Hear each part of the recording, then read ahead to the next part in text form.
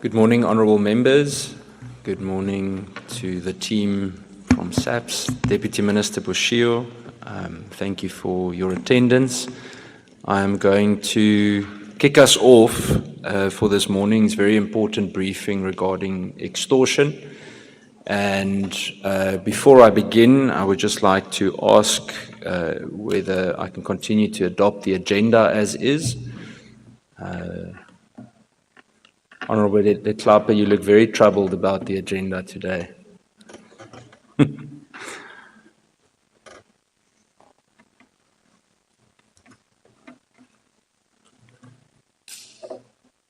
Thank you, Honourable Schikkerling. Then in terms of apologies, the apologies that we received this morning is from the Minister of Police that's in Cabinet. It is something that has been also mentioned in Parliament, that we need to try and see what we can do to work around the different schedules to ensure that the ministers are able to attend and that we schedule the committees accordingly. I'm not sure what the feedback is on that yet, but we'll also provide feedback as things go. Then Honourable Mbio, Honourable Kluter are all ill and a speedy recovery, and thus their excuse or apologies this morning as well. Do we have quorum to continue, Babalwa? Thank you. Colleagues, before we begin, I'm going to have very short opening remarks. I think we want to engage in discussion regarding the extortion issue. So very briefly, a few notes. I'm not going to do formal opening remarks, but just a few notes regarding today's discussion.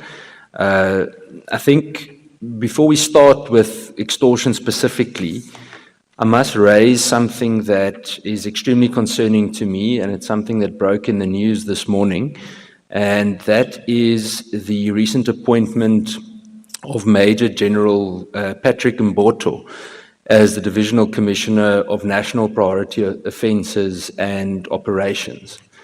Colleagues, I'm extremely concerned about this because his reputation in the past is tainted not only by misconduct, but serious allegations of criminality. And this is a crucial post and position, and we cannot just continue as though it is normal to make such an appointment. There are serious questions about this. I've been inundated with calls since yesterday, since this started leaking to the media. And this morning there's an in-depth article I see in Daily Maverick regarding this appointment. Firstly, I would like to say that the reputational challenges that I've already mentioned makes his fitness to hold office in this critical position extremely questionable. We wouldn't have communicated it today, but since it's already public, it's important that the Portfolio Committee comments on this. It's important for the public to also know that we are proactive on these matters. We have already yesterday written to the National Commission as well as the Minister in a positive communication asking certain questions regarding this appointment. And we've posed several questions regarding the appointment, but also specifically the promotion. It sends an extremely harmful message to serving members of the police that misconduct is rewarded. I mean, colleagues, we've seen people be dismissed from the police because of using the wrong language on social media, but someone with this kind of reputation gets to be promoted to the rank of Lieutenant General.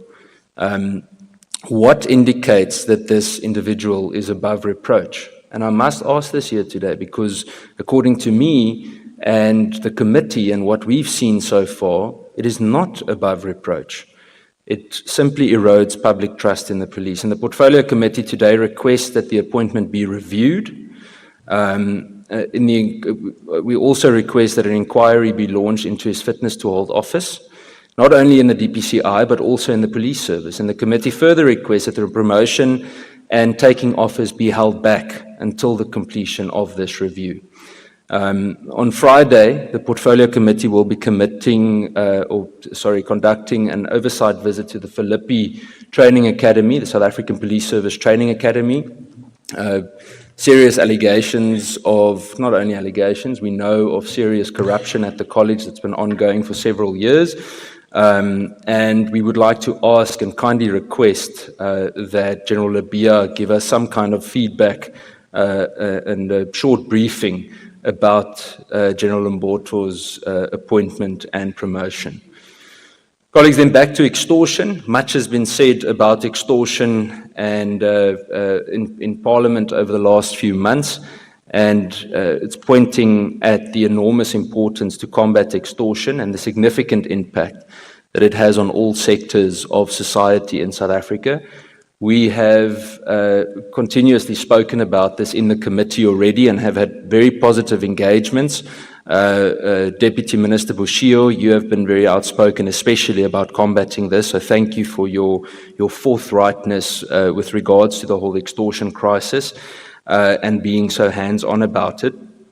We've also started with a process, and this is the aim of today, is to tick the first box of really understanding what the plan of action is regarding extortion in the country. And we want to also ensure the safety and the security of citizens, and that they also understand that it falls squarely within the mandate of the Portfolio Committee to then oversee the executive and specifically to oversee the initiatives that are put in place to combat serious crimes, especially something like extortion. And that's precisely the reason for calling today's meeting. The aim is also that we have an opportunity to really interrogate the police's plan to combat extortion and to give credence to our constitutional mandate as an oversight committee. We all have received the briefing, and I'm not going to comment any further. I think we want to get into the thick of it today. So with that, DM, if I can ask you or General Masemola, hello, we haven't greeted yet this morning, if I can hand over to you to do the formalities regarding the presentation. Thank you. Thank you very much, Chairperson, and thank you to honorable members. Good morning. I think, yes, you are correct in terms of saying that we are not sleeping in terms of they are really terrorizing our people, and it's our mandate also to make sure, and that's what we will do every other time. So we are here to account to what we might or what we are doing, but also taking into consideration, Honorable Chair, that in terms of the budget and the personnel and the technology to deal decisively with some of the things is still a constraint for us. So if there's any way that the committee can be able to assist us in this regard, we'll really appreciate, because we're knocking at door, kicking and whatever, but the reality is that SAPS have been underfunded for more than 10 years, which I'm happy that the Minister of Finance have acknowledged, and but to be able to rectify that, I don't know why it's not given the agency and that attention that it needs. That's what I'm saying or appealing to you as the Honorable Chair to really assist us to be able to deal with this matter. I'm going to give to the National Com to be able to present the report or delegate somebody with your permission, Chair. Thank you very much.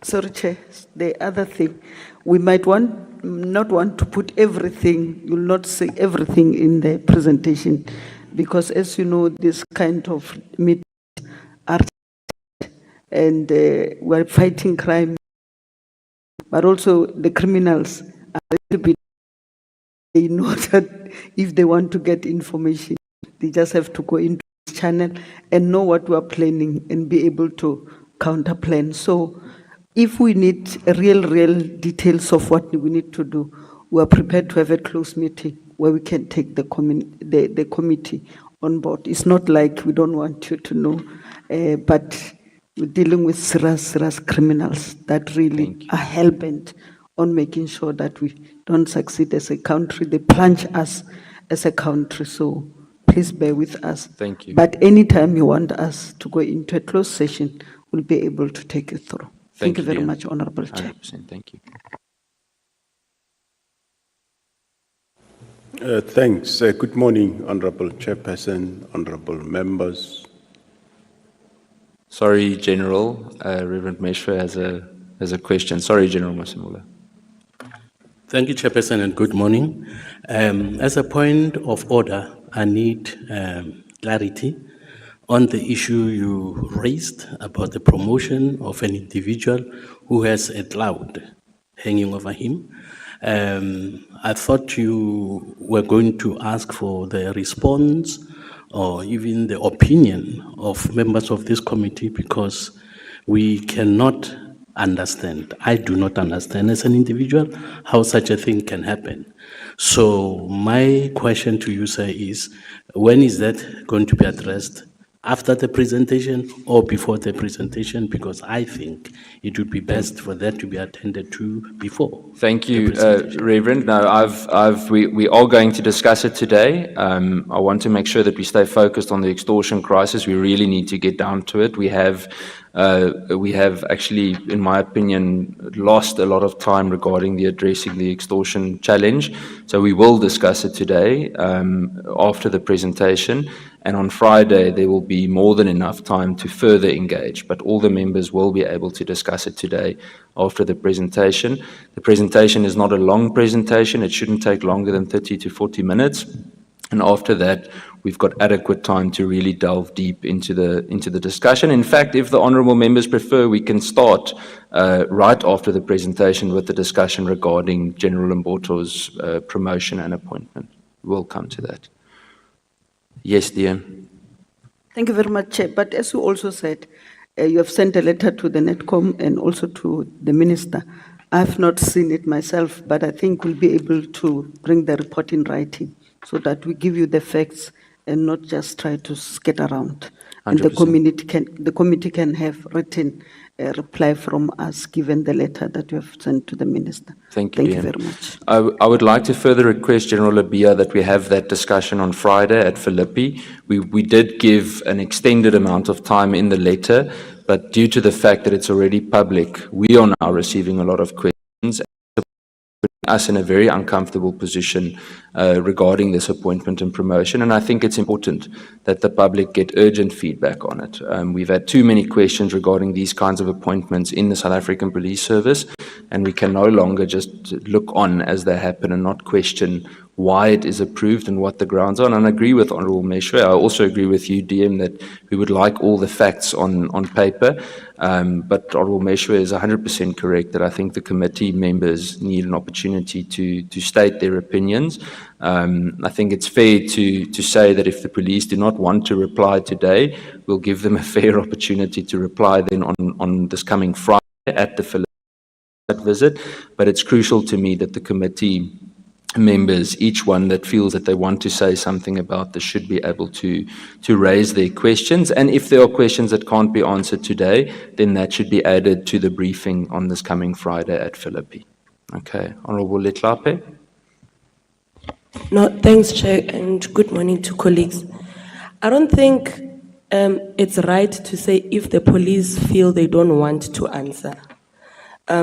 This issue that the Honourable Meshwe has just raised, it's important because it's now in social media. And if the media was to ask any of the members of the Portfolio Committee about this promotion, would have to answer.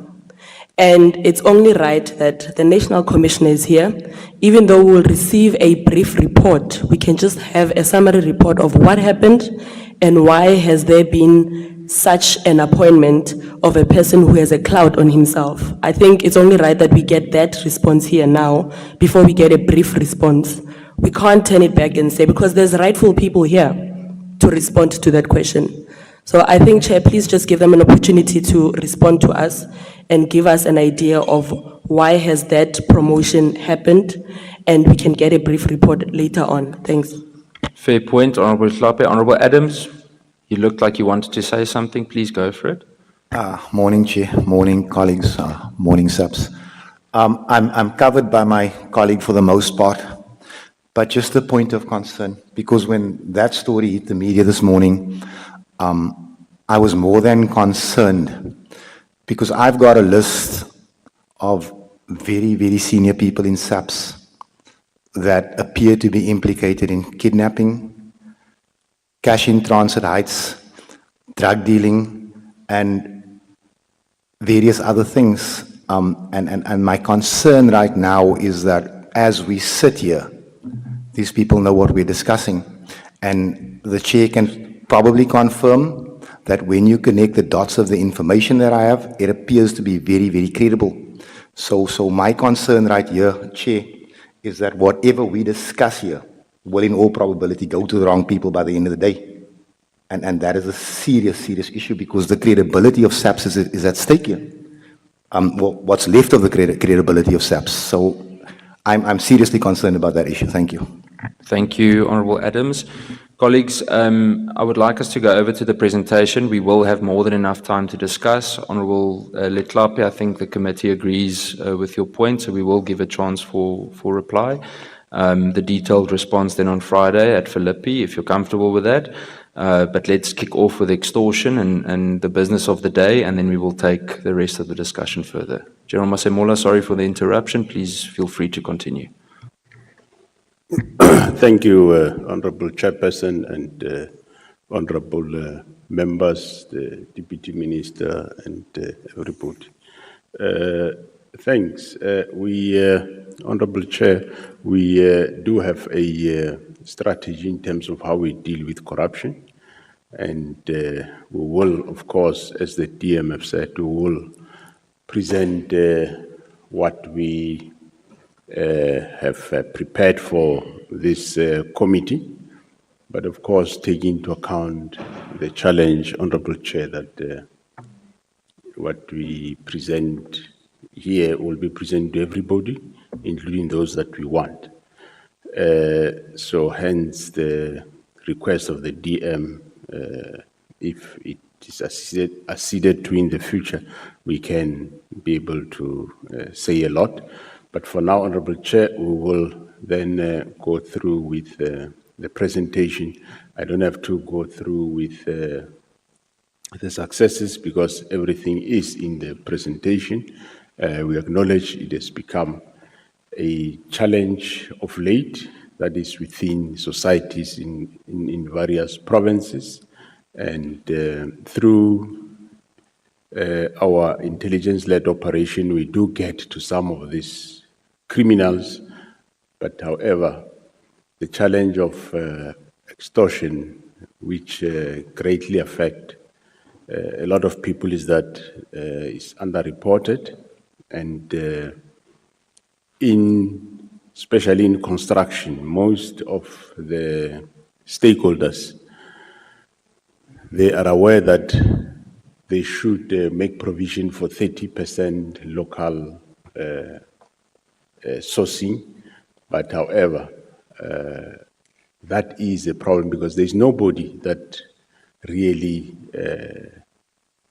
look after or adjudicate as to is a specific contractor that comes into a place, do as the law requires. If your tender is over 30 million, you must apportion 30% for the local, and the interpretation of the legislation in regard to that. So that on its own is a challenge. And most constructors, they go along, and when the criminals, I would say criminals, start increasing the money, then that's when they make a U-turn and they report, only then they report to the police.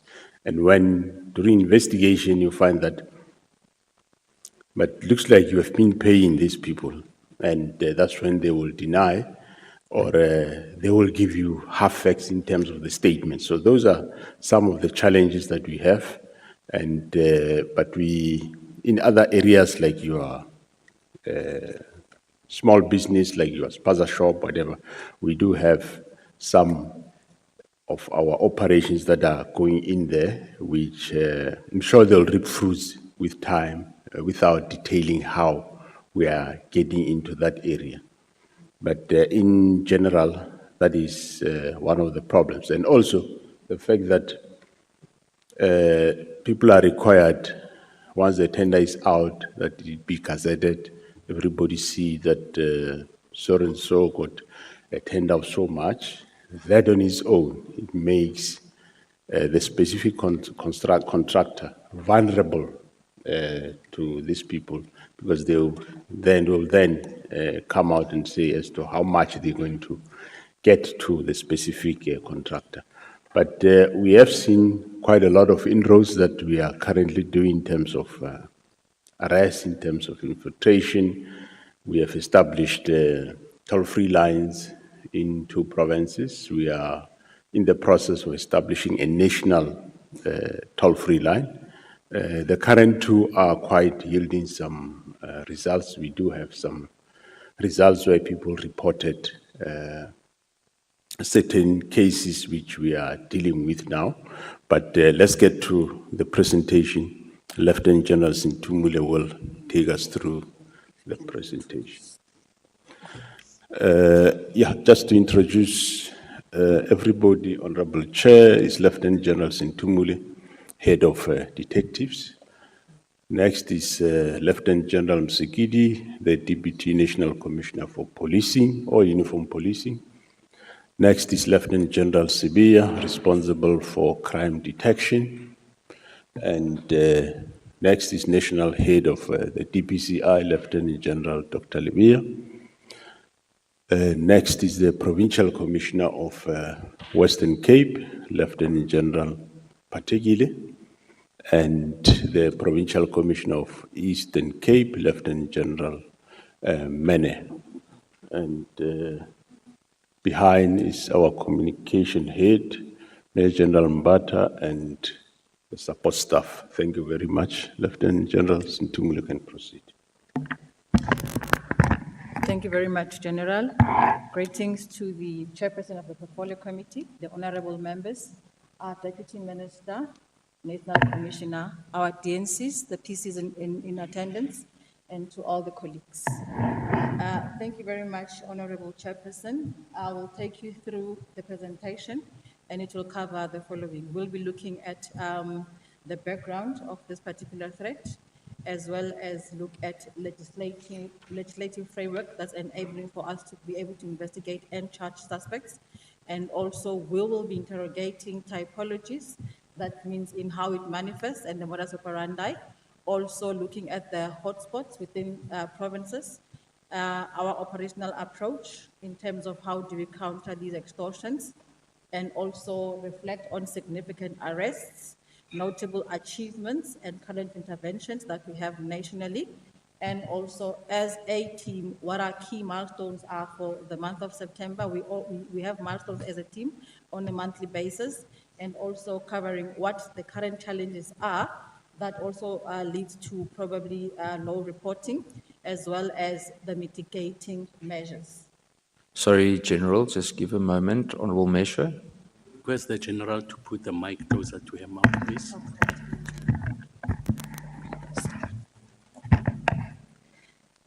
Thank you, Chairperson, and apologies. I'm not sure if that's better. Thank you, Honorable Chair. As stated, the purpose of today is just to give an update to the Portfolio Committee in terms of the status of our strategies, interventions, and plan that we have put in place to curb extortions in the country. In the introduction, I want to reflect that the construction industry in our country, which is a significant driver of economic growth, development, and employment, has seen a rise in criminal elements known as the construction mafia and extortionists. In this, we acknowledge that it's not a new phenomenon. However, it is continuously migrating as well as increasing.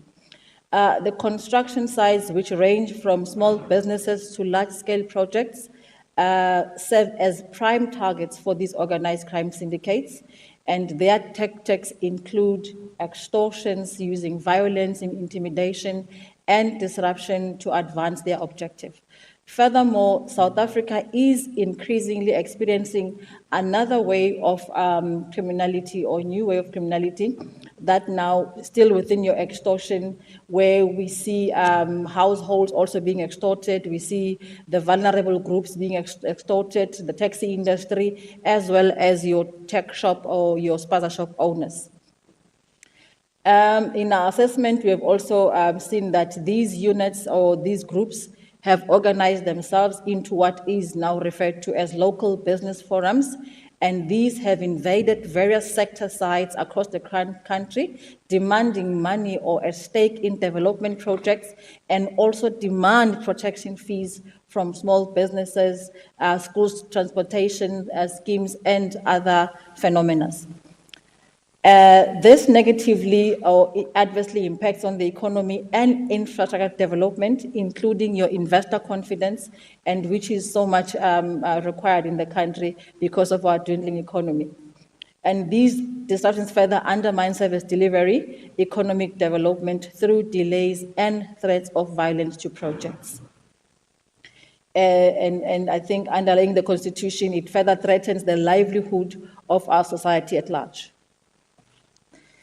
Chairperson, numerous calls have been made to government by business, government meaning through Parliament, through the President, through the ministers and portfolio committees, where business is requesting assistance from government to aggressively address this threat because of the adverse implication or impact on the economy. In his State of the Nation address delivered on 13 February 2020, the State President, His Excellency Mr. C.M. Ramaphosa, announced that he has prioritized government's response to the growing problem of criminal groups that extort money from constructions, businesses, and other businesses. And this has led to the establishment of specialized police teams which were directed to tackle this threat within police, but also the combating of extortion and violence at economic sites, especially the construction sector, it being now one of the key deliverables within the NDP 2030. In this regard, the JCPS cluster has been tasked as an implementing agency in this regard. Further, Chairperson, in the State of the Nation address of this financial year, the previous financial year in February 2024, the State President reiterated the damage caused by extortion on our economy, and further said that there should be stringent measures that must be put in place by law enforcement to tackle this scourge. To be able to do this successfully, Chairperson, we need enabling legislation. So as we analyze, you would find that it's difficult actually to even formulate charges around the issues of extortions and other issues that are related to extortions. And therefore, the following legislation plays a critical role to assist law enforcement in tackling the scourge. The Constitution, the Criminal Procedure Act, the Criminal Matters Amendment Act, your POCA, your PRECA, your FICA, SAPS Act, and other related legislation. Moving further to analysis of this type of crime that we see in our country. In our analysis, it was revealed that extortion manifests in different typologies, and these are seen in the construction sector, in the transport sector, the municipalities, the security sector, the mining sector, the business sector, and vulnerable communities. In the construction sector, you will see that the construction mafias disrupt constructions across the country where they present themselves as sorry, Chair, my eyes are failing me, so I can't see properly. No, I can't see with glasses. Maybe let me rather read. Sorry, Chair, apologies for that. That's okay, take your time. Old age shows in numerous signs. Thank you, Chair. Yeah, these contracting mafias that disrupt construction sites across the country, they present themselves as emerging business forums, and these groups invade construction sites, they demand money or a stake in development projects. In the mining sector, also, we have seen in mining companies like Anglo-American, your Glencore, your Sibanye, Stillwaters, etc. These are targets targets for groups that are demanding as much as 30% of their lucrative procurement contracts, often with little to offer by way of skills and services. And non-compliance to this particular requirement brings threat to executives and disruptions in mining operations. In the transport sector, a bucket system is applied by chairpersons of associations where people have to pay money into buckets. Failure to do so, then they are either excluded or harmed. Taxi drivers and owners of your scholar transport also are a target where these criminals demand a share per load that they transport on a daily basis. In the security sector, chairperson, the security companies involved in government and private businesses are also targets where these groups, again, they demand 30% or otherwise threats are made to security guards and also those who are managing the business sites. Further, in the business sector, the criminals are demanding protection money from foreign-owned businesses, particularly in the Western Cape. This is where this sketch is prevalent. Your spaza shop, again, it goes to petrol stations we have seen in the Eastern Cape, and even backyard dwellers. Within the municipalities, it has also been recorded where these groupings storms into boardrooms whilst the BEC is sitting for tender meetings, and they demand tenders and also threaten supply chain procurement officers. Vulnerable communities, again, this was seen mostly in the Eastern Cape and also in Limpopo, where blind and disabled people are also extorted. The beneficiaries of the road accident funds and pension payouts are identified, and also as they receive their lump sum payment, they are also extorted a share or a percentage of what they receive. Thank you, Chair. The modus operandi that we have documented, you will see it relates to the invasion of construction sites by heavily armed individuals who threaten companies and also families. And also there is a huge demand for community employment as well as the 30% share, as also Natcom has said earlier. There's also forceful demand for tenders as well as protection fees, intimidation, as well as threatening of contractors to cease their duties at construction sites pending the fulfillment of the criminal's demands, threaten business people to pay funds for security so that their businesses are not disrupted or destroyed. There's also been cases of murder and attempted murder, assault and other related crimes, the barricading of roads, forced shutdowns of construction sites at the behest of criminals until their demands are alluded to. Theft and robbery of equipment, for example, your construction machinery, until again the company yields to the requirements by the syndicates. We also have witnessed destruction of water infrastructure, where people will deliberately make sure that they will go and force municipalities to pay them for fixing those because they need the money for their activities. Thank you, Chair. The next slides reflects on the identified hotspot districts in the country, and these are manifesting in 4 provinces, which is Gauteng, Western Cape, Eastern Cape, and KwaZulu-Natal. In Gauteng, these are mostly in your Johannesburg, Tshwane, and Ekurhuleni districts. In the Western Cape, we have seen these more in the city of Cape Town, Cape Winelands, and Overberg. In Eastern Cape, Buffalo City, OR Tambo, and Nelson Mandela. In KwaZulu-Natal, these are prevalent in eThekwini, Umgungundlovu, and Ugu district. We also have chairperson profiles these business forums as well as the syndicates, but as the DM and the NATCOM said, some of the data is not freely shared in this platform, and therefore it is available should a need arise that it be shared. In KwaZulu-Natal, we have identified 18 business forums.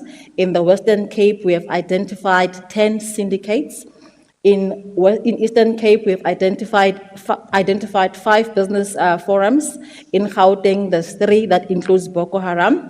In Limpopo, Mpumalanga, and Northwest, they have 1 each. Now, coming to our approach in terms of dealing with these phenomena. Our operational philosophy and approach is leaning on the National Policing Strategy, where we apply 2 focus areas, the geographical approach and the organized crime approach.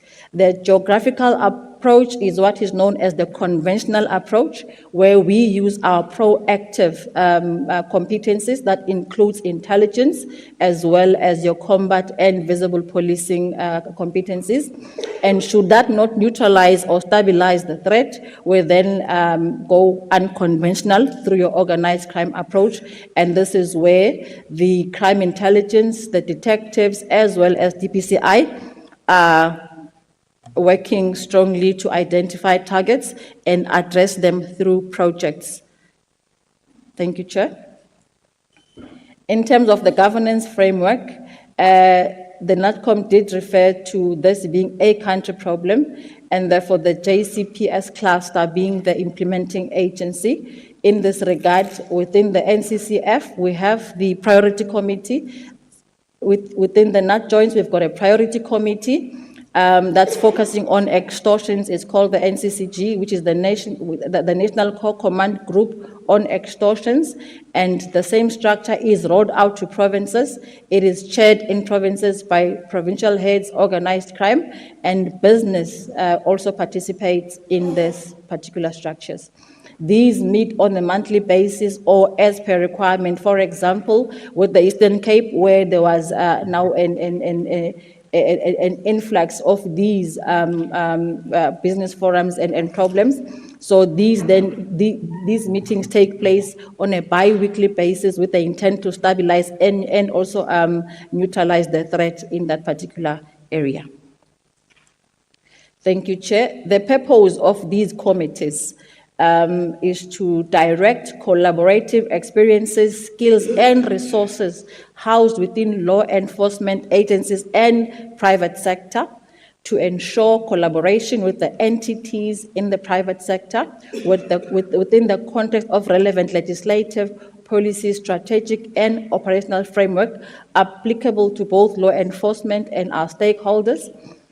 And in order to address the growing problem of extortionists, that this group then meet on a monthly basis for us to be able to measure any successes or challenges that are faced by both law enforcement and business at large. In these committees, we have the following stakeholders, both at national as well as in provinces. The SAPS is taking the lead with the following competences: the detectives, visible policing and ORS, crime intelligence, and supply chain management, the DPCI, and then we also have the NPA sitting within the committees, and they are the co-chairs of the committees. We also have DPW, we've got the AFU within your NPA, because there is no point in us investigating people without attaching or actually seizing their proceeds of crime. The SIU also is sitting based on any presidential proclamations, then they will also filter into our investigation stream. SARS, the SABRIC, as FIC, SANRAL, the engineer councillors in different formations, Minerals Council, BAXA, your CGC, Consumer Goods Council, etc. And these priority committees have adopted a work streams approach, and the following work streams are at play. We've got information management work stream, case management work stream, we've got training and development work stream, stakeholder engagement and awareness, the POCA work stream, and legislative review. I also must emphasize that the work stream philosophy is leaning towards the 5-pillar approach as exercised by the police. Thank you, Chair. In the next slide, we have the functions of each work stream. Work stream number 1, which is information sharing, their critical deliverables relate to providing crime intelligence and technical support for effective detection of crime, but also to gather, correlate, evaluate, coordinate, and use intelligence in support of detection of crime, as well as coordinating of intelligence. And also we have got our proactive competencies, which is our crime prevention and combat competencies, as we have seen those playing a big role in trying to neutralize the threat in the Eastern Cape. Workstream number 2 on case management. This workstream has a database of all our case management, but also it is instrumental in the successful arrest and prosecution of criminal groupings identified in extortion and other related crimes, but also ensure effective investigation of all extortion crimes and ensure that the proceeds of crime are forfeited to the state accordingly. Workstream number 3, training and development. As members are investigating on the ground, it has also become evident that there is also skills shortages, particularly on understanding the typology of these crimes around extortion. And therefore, with business, it was agreed that there will be cross-pollination of skills and training, skills transfer, as well as empowerment. Stakeholder engagement and awareness, again, it's about sensitizing our communities about the criminality of extortions, but also mobilizing them as well as pushing advocacy through communication. On the POCA, this is where now we are pushing for POCA prosecutions that will relate to money laundering and racketeering. Our work stream number 6, which is a legislative review. This is a stream that is going to look or interrogate current legislation and identify gaps that render this threat pervasive in South Africa. We also did an analysis of all the cases that we have, and we went back as far as 2019. From 01 April 2019 to March this year, the 31st, we recorded a total of 6,056 extortion cases, and the breakdown of these cases is as follows. For Gauteng, a number 2,284 cases were recorded, where 828 arrests were made with only 45 convictions. I will talk to the rationale behind the low convictions, Chairperson, at a later stage. The Western Cape Province recorded 1,476 cases, 683 arrests, as well as 36 convictions. KwaZulu-Natal follows with 816 cases, 237 arrests, and 35 convictions. Eastern Cape is the next big province with 438, 108 arrests, and 13 convictions. Thank you, Chair. I'll move to the next slide.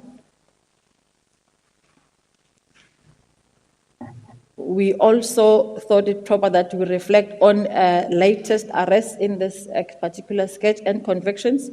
In Northwest, Chairperson, on the 18th of July, in an intelligence-led operation, 2 African males who demanded work as protectors from a company called Liquid Telecoms that was installing fiber on the N12 from Klerksdorp to Wolmaranstad and from Klerksdorp to Potchefstroom were arrested, and this case is currently in court. On the 9th of July, again in Northwest, a contract manager who was awarded a tender to erect a taxi rank in Joburton was also approached by 6 African males who demanded work from him, and this contractor approached the police, and as a result, 4 males were arrested and 2 vehicles were seized.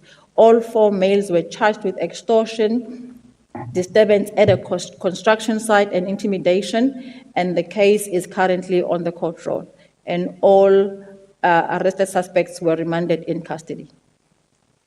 In KwaZulu-Natal, in August, a group of people halted a building of a bridge in Siweni area in Umsunduzi. 5 suspects were arrested, and all accused are currently in custody, and as we speak, the bail hearing is underway at Camperdown Magistrate Court.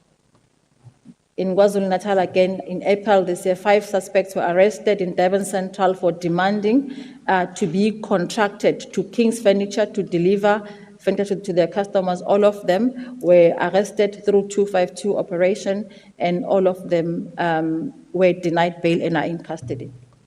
In May, 8 suspects were arrested in Inanda after they stopped the fixing of the community infrastructure in Inanda, Newtown, and they demanded a stake to be given to them in the form of a tender. All suspects were arrested, but they are currently released on bail. In Mpumalanga, we have a group called Kwaka 20, and this group also approached a contractor demanding work. The complainants in the matter were approached, however, they were not willing to open a case because they spoke that they feared for their lives. Through intelligence, we were able to profile these suspects, and as a result, 3 males were arrested.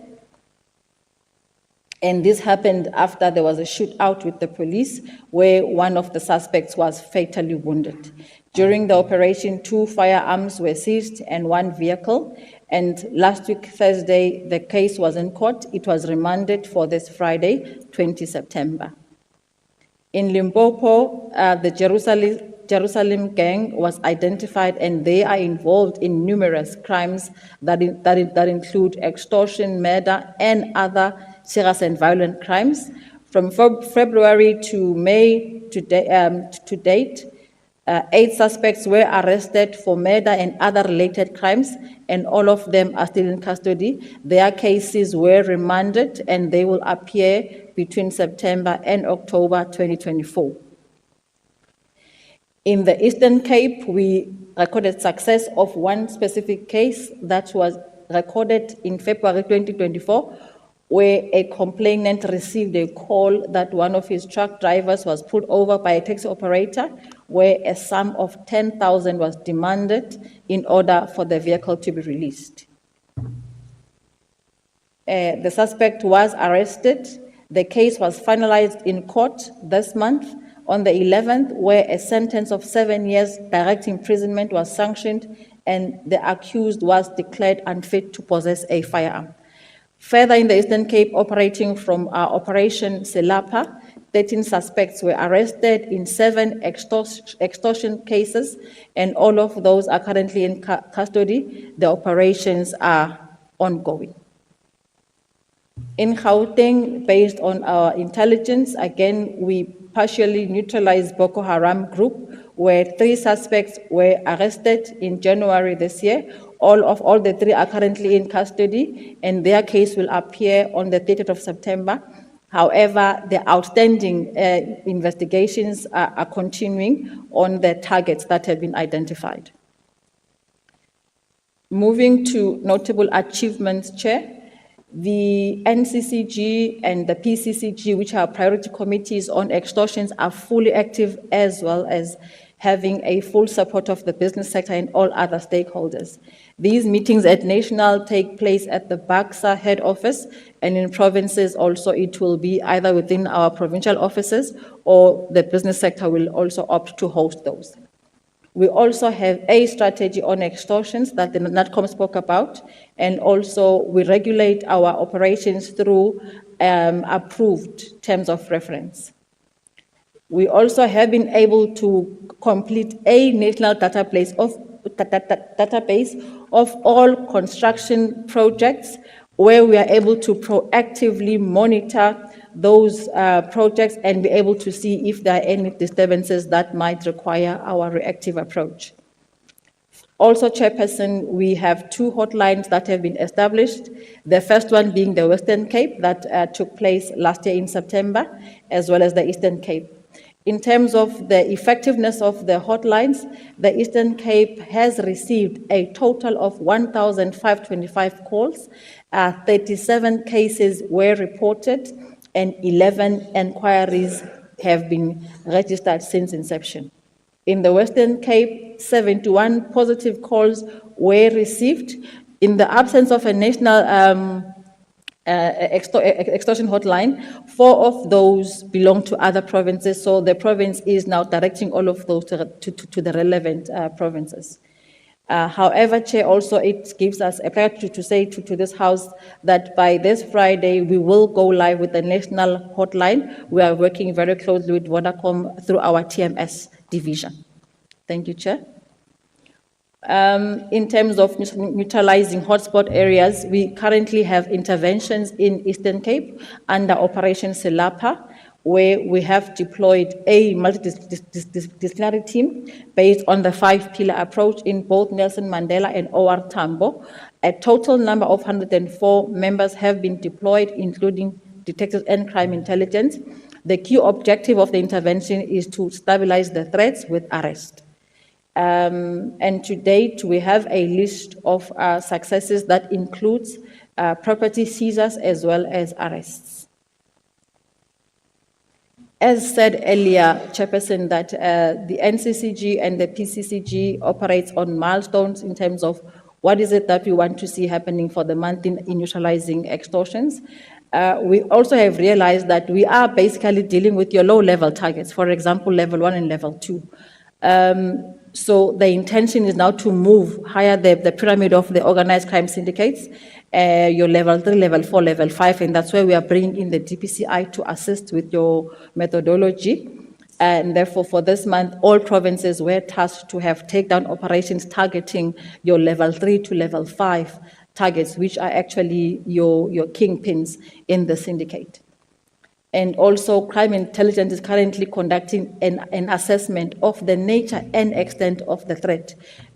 We feel that we need to go to war with what we know, and also to know what is the capacity of what we are facing in terms of our criminals.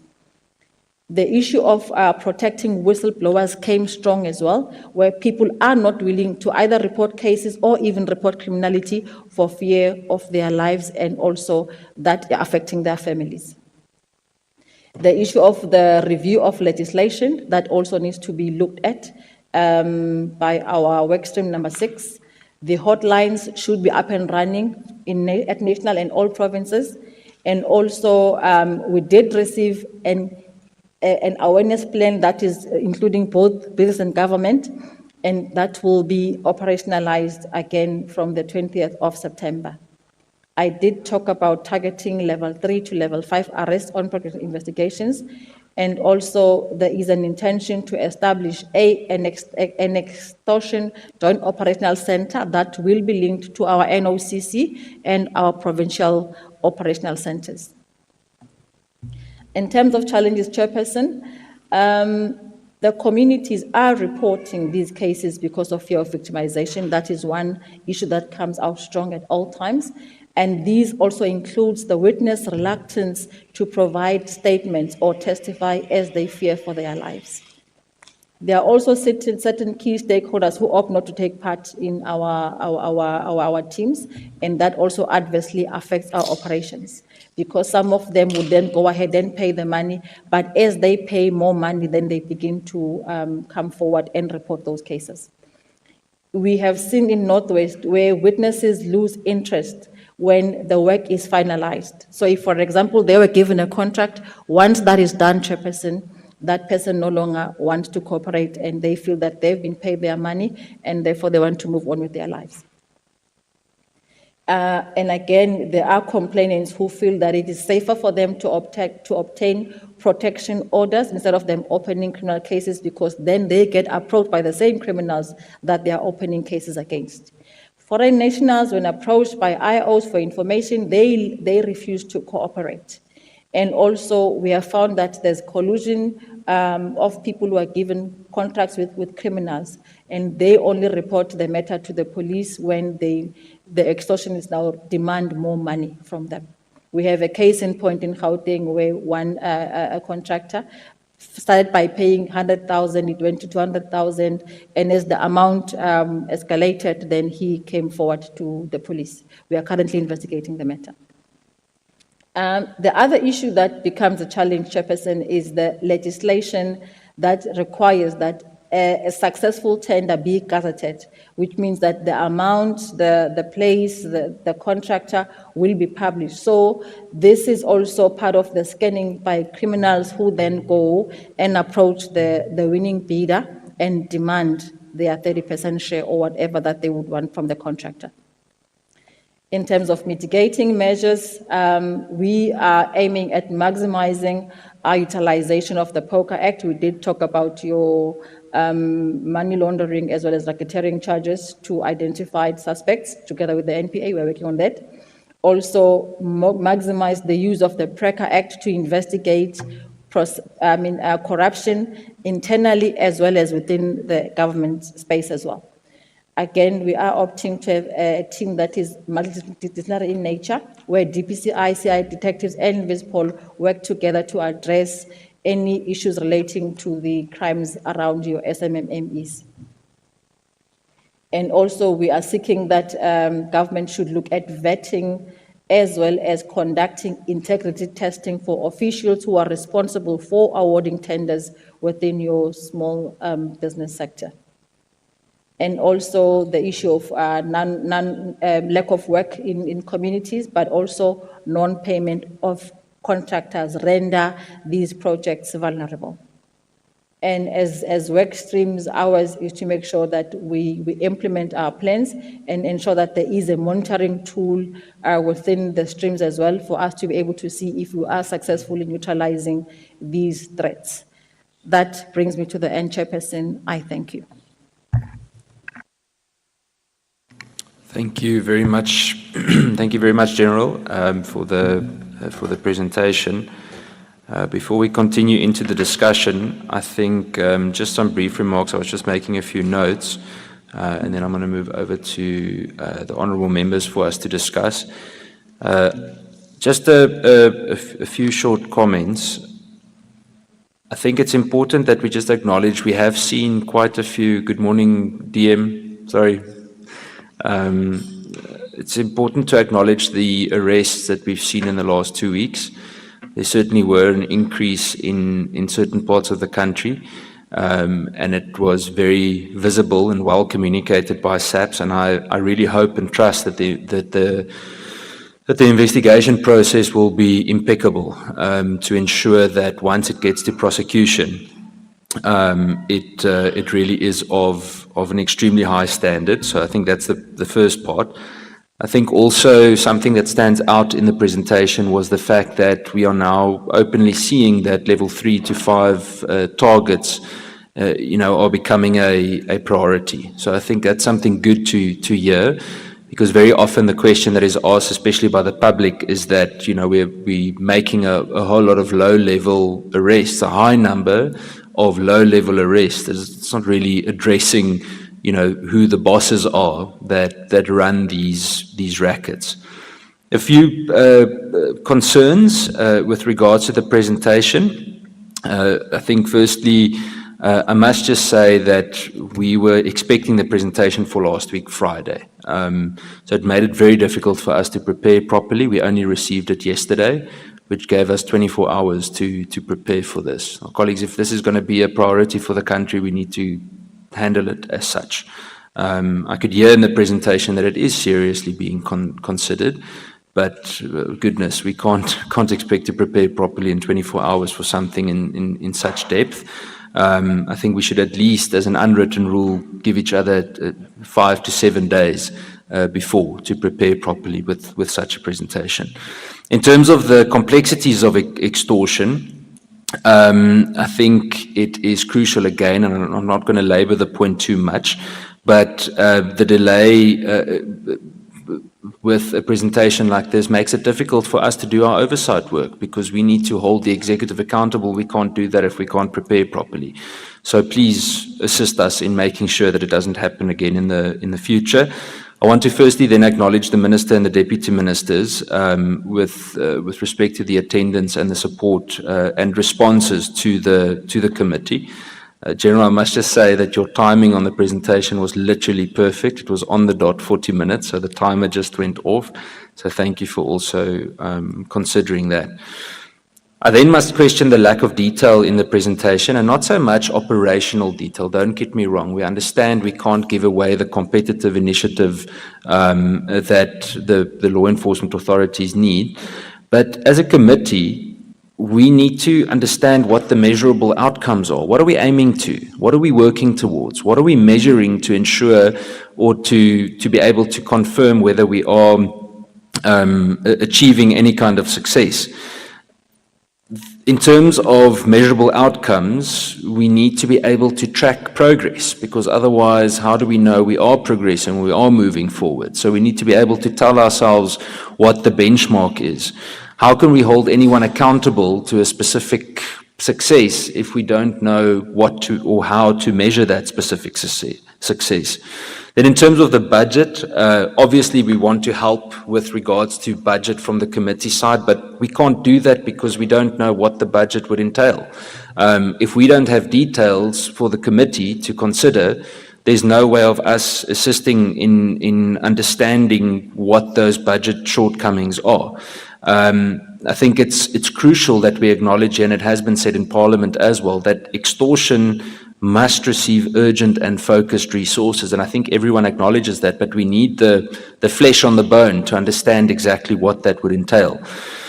I think I'm not going to labor all the challenges with regards to detailed cases on extortion. I think it would be preaching to the choir. We know what it entails, and it's basically in some cases become an additional kind of tax service. It's an additional tax that some communities pay. I actually want to go as far as calling them tax pirates, because that's exactly what they are. They hold communities hostage with something that they so significantly had to work hard for. I can't help but stress the Intercape issue again. I want to firstly thank the Minister of Police in his absence for the response that we received yesterday. It was the first quarterly report that was awaited for over a year regarding the Intercape matter. And there are some things that we will respond on to just get some clarity on, but it's good to see that there is a response, and I know we are still going to have a session to discuss that in detail. We also need to discuss the additional funding from Treasury in terms of targeted interventions from specialized task teams, like the Economic Infrastructure Task Team. We need to talk about proactive prevention strategies, and also then particularly in some of the provinces like the Western Cape, where extortion has become such a critical issue, including KZN and the Eastern Cape too, where we know what the challenges are. I think it's very important that we zoom in on what the other approaches are apart from just policing. So there will be a time when we will hopefully, and I have spoken with the chairperson of the Justice Committee too, to see how we can take hands to assist from both ends. We must have, and we've stressed this every single week, we must have an integrated approach. It's good to see that legislation from all angles is being considered, because I don't think we can purely say that this is just a policing issue. With that, colleagues, I'm going to start with the extortion discussion. Let me just get a show of hands. Would you like to take a 10-minute break, or can we continue? Comfortable? Okay, let's go. So I'm going to then straight up go to the discussion. I think I'm going to start, if it's okay, with Honourable Schikkerling, and then we will go to Honourable Meshwe, then Honourable Kola Barnard, and then Honourable Ghana, and then I will continue from there. Thank you, Honourable Schikkerling. Thank you very much, Chair. Good morning, colleagues. Chair, the General said a very interesting thing. She said they're going to go to war on extortionists, and I understand that. However, I'm really concerned, because how do you go to war if all your soldiers are not fighting the same war as what you are fighting? We need everybody to fight the same war. I mean, a lot of those soldiers are themselves involved in criminal activity. And I think that is something that we have to focus on, because combating crime is definitely not just one person's responsibility. And I am concerned that you said you only have monthly meetings. As the chairperson rightfully said, this is a matter that has been said to be of national importance. I think you should have meetings more frequently, and I think we should be informed more often. It is obviously concerning that a member of the police force has now, that is linked to criminal activity, has been promoted, because what does this say to the other officers that are trying to walk the straight and narrow? Because clearly there's a lack of consequence management within the police. And then I would like to know, I mean, will the members that are deployed to the task force to combat extortion undergo security screening? Because we have to make sure that the people that are the soldiers that are fighting the war actually are there for the right reason. The national hotline is something that I do look forward to, because I think there are provinces that we are lacking in your report.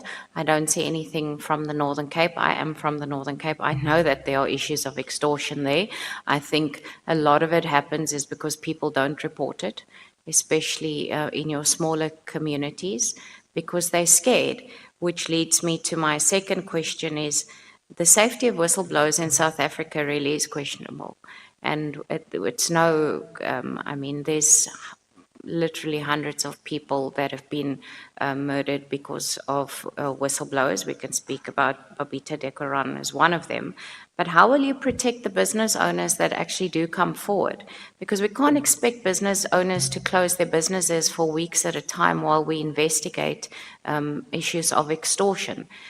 It is obviously a time sensitive. And if I look at your report, some of those cases date back to 2020, 2022. We can't expect a case to take 4 or 5 years, because it will never end. It perpetuates the system. And as you have rightfully said, the extortionists come and they ask for 1,000 Rand, and next time it's 2,000 Rand, and it just grows and grows and grows. So if we can't protect the business owners and our whistleblowers, people are not going to report these crimes. So we have to find a better way of looking after our whistleblowers. Thank you. Thank you, Honourable Schikkerling. Honourable Meshwe. Thank you, Chairperson.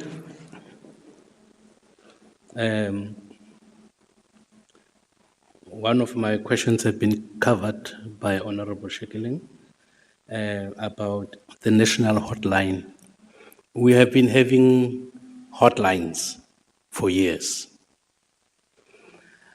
How is this hotline going to be different from the others? And at times, the number that is given to the public as a hotline is not even answered. The phone just rings and rings and rings. So how can we have confidence that the new hotline they're talking about is going to yield desired results? And then secondly, in his introduction, the General Masemola said, we have a strategy on how to deal with corruption. I can say the same thing about the strategy to deal with corruption. For years, we have been complaining about corruption. We have one minister after the other, they promise they are going to root out rotten apples, but those rotten apples seem to be well rooted. They can't get rid of them. So how, General Masemola, is this a new strategy you are referring to, or is it the old strategy that we've been hearing about all the years? My third question, looking at page 17 of the presentation, when one looks at the numbers showing convictions, if you compare that to the number of cases, Gauteng is an example. Out of 2,284 reported cases, arrests were only 828 and conviction only 45. Where is the problem? Why can't we get more convictions? Where is the problem? And page 28, addressing the corruption in government departments by vetting and constant integrity testing of officials. May I have more clarity on that? When is this, how often is this constant integrity testing? And when you talk about integrity testing, what are we really talking about? When you have promotions that are questionable, when you have people that have to be punished and they are promoted, and yet they are supposed to be going through constant integrity testing. Who is being tested and who is not tested? Because we have high-ranking officials also who are fingered in some serious crimes. So I want to know how do you quantify constant integrity testings of officials, and who are we talking about when you talk about these officials? Are the leaders, are the directors also subjected to this, or who is subjected to this constant integrity testing of officials? Thank you, Chairperson. Thank you, Reverend. I'm going to go over to Honourable Kola Barnard. Thanks, Chair. The first construction site invasions began, as we all know, in Mlazi and KwaMashu. That was in 2014, 2015. As everyone in this room knows, this construction mafia crime is simple. You pay us a cut of the tender or just an amount we determine, otherwise we'll shut you down or kill you. I've been trying to pin down why it's taken SAPS so long to seemingly take it seriously. Even today, with the arrests that you've made, the levels of convictions at 7.5% is pathetic. I mean, it's absolutely pathetic.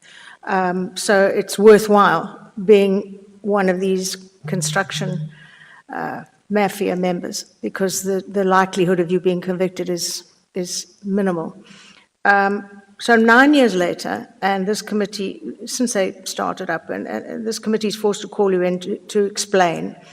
And of course, the construction mafia has led to all we see today. It could have been nipped in the bud at the time, but there were certain politicians in KZN now under arrest who joined with the extortionists, who employed the extortionists and encouraged them. And that now has spread to the school feeding schemes, everything that you referred to, the granting of tenders. Every single area in our country is now at the mercy of this kind of behavior. The question is, why wasn't it stamped out when it began? Did the minister at the time, Nathi Nhleko, instruct SAPS not to deal with it? Was there an order? Did the National Police Commission at the time reappear? Two names I thought I'd never have to say again. Did they perhaps draw a line in the sand and say, don't do it, focus on something else? I want to know why you were hamstrung at that level, because that's the root cause of everything we're facing today. It was the era when Generals Libya and Sabia were under such enormous pressure because they were the honest guys, and they did everything in their power to get rid of every honest cop around. So we need to look back and say, who's at the root cause of this entire catastrophe? I'm interested if you have any ideas. Secondly, the committee requested in your presentation today that it covers the intervention plan resources redirected to affected areas, measurable outcomes, funds allocated and successes to date. I know there's information that should not be released, but as far as what's missing, I mean, the resources redirected, measurable outcomes, or funds allocated should have been included. I'm interested to know why they were not. It's claimed that the SAPS initially saw this type of extortion as merely a passive source of income, not high-risk source of income like drug dealing, but that's had to be rethought very dramatically. What links have you established between the proceeds of the construction mafia specifically being used to bankroll kidnappings, the drug and prostitution syndicates, terrorist activities, even the land invasions, and many, many more? There surely must be determined links between those. I sit primarily on the JSCI. I'm most interested in what role, if any, the State Security Agency is playing in assisting you in identifying and combating the extortion syndicates. I noticed on your list of stakeholders, there's no State Security Agency. Do they not assist you? Are they not doing what they're paid to do? They should be giving you the insights into the cross-border and international syndicates. And there should be a very close tie-up there. I was interested that it wasn't referred to. Earlier this year, the Eastern Cape Division of the High Court handed down a rather scathing judgment against you for failing to properly investigate the ongoing attacks into Intercape mainliner long-haul buses, drivers and passengers. The committee requested you provide quarterly reports.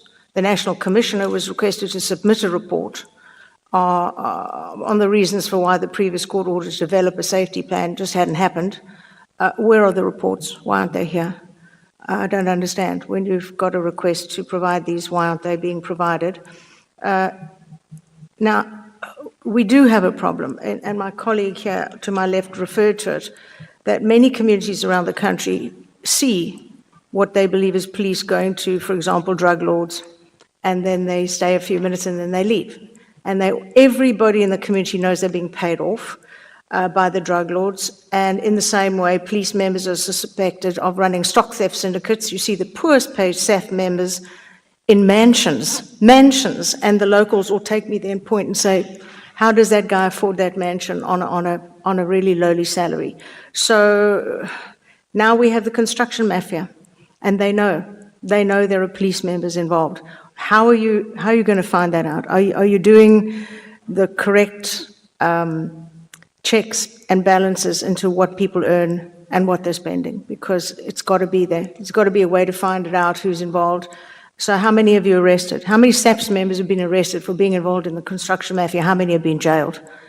And finally, if a manager of a construction project is threatened, as they are, in one case I'm aware of in KZN, a gang of AK-wielding men broke into her office as the manager, put a bullet on the desk in front of her. That's one's for you, that's for your husband, these 3 of your children. They named them all, they knew where they went to school.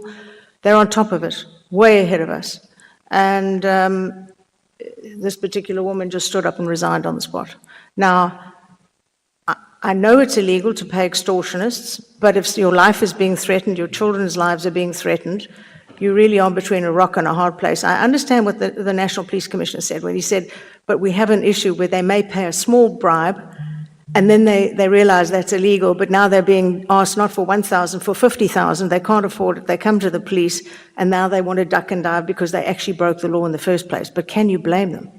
Have you ever arrested the victim of extortion who has attempted to pay a small bit? I mean, is that because individuals running businesses are now desperate. They feel they can't turn to you because they may well end up in jail themselves. They feel they're going to die if they don't pay. So they either have to walk around covered head to toe in Kevlar, or they're going to just chuck in the towel. And we've got entire businesses that have been drummed into the ground. One idiotic lawyer put in the contract, we will only use local labor.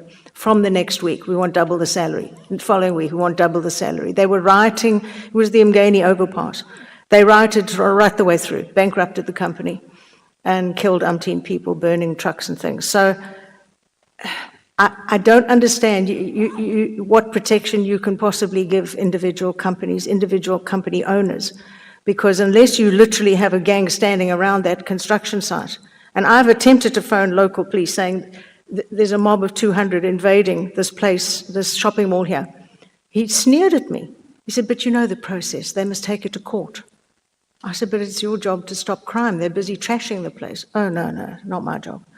And it's a problem. It's a big problem. So I think the strategy has to be a lot tighter and a lot more substantial than perhaps you're letting on. Thank you. Thank you, Honourable Colabonard. Honourable Ghana. Thanks very much, Chair, and good morning. Ordinarily, I will have started by saying I welcome the presentation. But I must say, having gone through it last night, and I was telling the Chair earlier, it is saying very little. So the last week or the week before, the week before it was the questions to the security cluster. we tried to ask the minister responsible for intelligence around the involvement and whether intelligence is fully capacitated to deal with this particular matter. She ducked and dived. There were 3 questions. I mean, it's not usual that 3 members from different political parties will ask similar questions because everyone were concerned. And when I read, even in the challenges, one can be mistaken for thinking that the police yourselves, you are full capacitated. So in your challenges, you don't talk about just the capacity to deal with this. So the DM starts with the challenges of the police service. And to the point that Honorable Kolabana raises around intelligence, both state security, but also crime intelligence. You'll know that in the last meeting, dear Matal, I asked the question around crime intelligence, because let's be honest with ourselves. Even the point around the communities, there's a loss of trust in the ability of the South African Police Service to protect communities. And that has led to, one, people paying, because not paying has got dire consequences. Two, as you'll know in the last meeting when you were presenting the quarterly crime stats, you are starting to see an increase in mob justice and people being killed in that way. That speaks to the loss of trust. The low conviction, and what was the challenge, Lieutenant General, in how you presented, and sometimes I listen, is that because you were going slide by slide, line by line, you had promised to come back on why the convictions are low. And you did not. And in your challenges, and so there's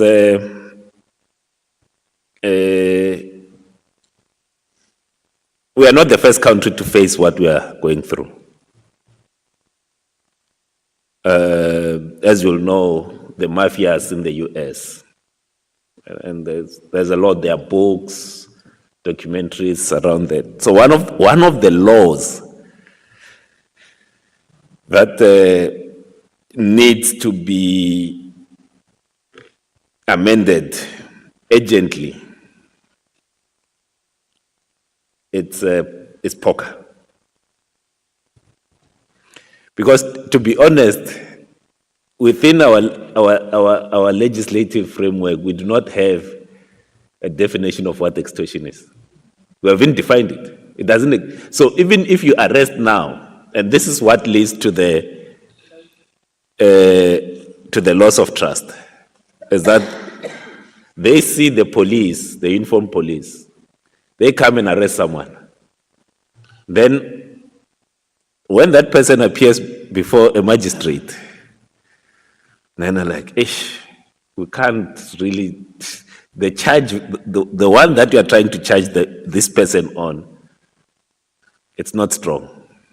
And then it's released. And in your challenges, whilst I take that there's a stream that looks at poker, but the way that you're mentioning it as a mitigating, you are talking about a maximum utilization of poker. But when I was going through poker, not for these purposes, because I mean I've been working on it for some time. Even the 1998 definition of racketeering, as it relates to gang and criminal activities, and that I can tell you that it's inadequate. But from yourself as the police, you don't mention it. It's like you are kind of scared to say, guys, the laws, you are lawmakers, and the laws are making it difficult for. We made arrests. Yes, they are minimal, just over 6,000 arrests, and out of that we convicted less than 200. Which means there's something in terms of the law. So the questions around the capacity of crime intelligence. I know the minister last time did mention that there are efforts to try to capacitate and rebuild the crime intelligence. But without that aspect, because this is not a once-off, this is not just a Vispol problem. And if you think of it, I think all of you will have been in the police force. So when Nyaupe started, which starts in Durban, so construction mafia starts in Durban. Nyaupe starts in Durban. And it's called Wonga at the time that it starts. It's almost dismissed as like, you know, it's a hyper-localized.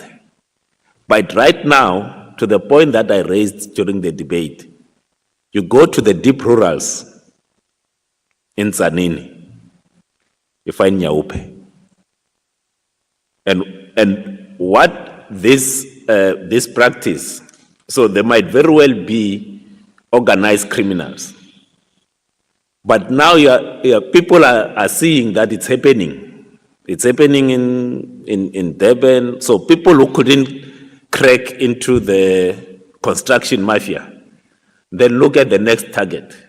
And then gangs are formed.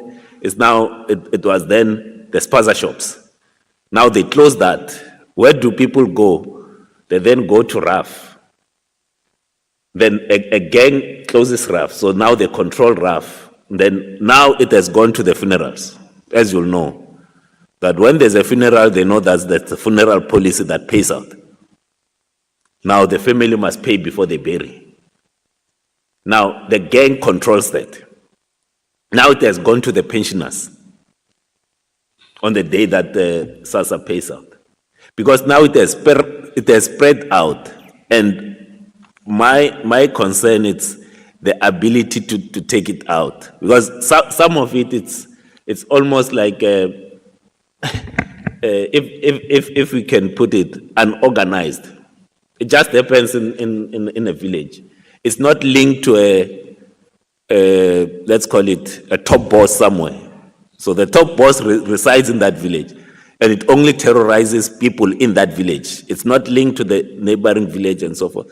And even when you arrest, and I would like maybe for yourself, General Masimula, and maybe the head of the detective service, to go and fully explain that table in an honest way.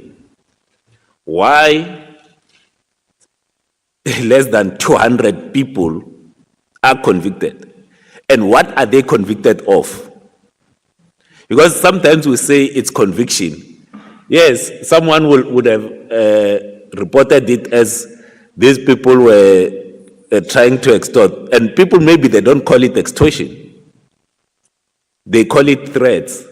So you find that a person is convicted, but because they were threatening someone, or maybe convicted of just assault. Because someone, when they refuse to pay, as we know what they do, they threaten you, first they hit you, you don't pay, they hit you so hard, is to go into say, these convictions, if we are to be honest, what did the courts convict the people of? And whether we link it to extortion. They might have been arrested for trying to extort, but when they are convicted, maybe they are convicted of assault, they are convicted of pointing a firearm, they are convicted, which does not deal with the practice. And that's one aspect that's missing. And I want your honest reflection on the Poker Act, because the tool in the main that it's in the hands of the police in this particular instance and the justice is primarily the poker. Obviously, the other asset forfeiture and the SIU comes in, but that is the enabling legislation. Is it adequate? Do you feel that it empowers you to do what you need to do? Thank you. Thank you, Honourable Garner.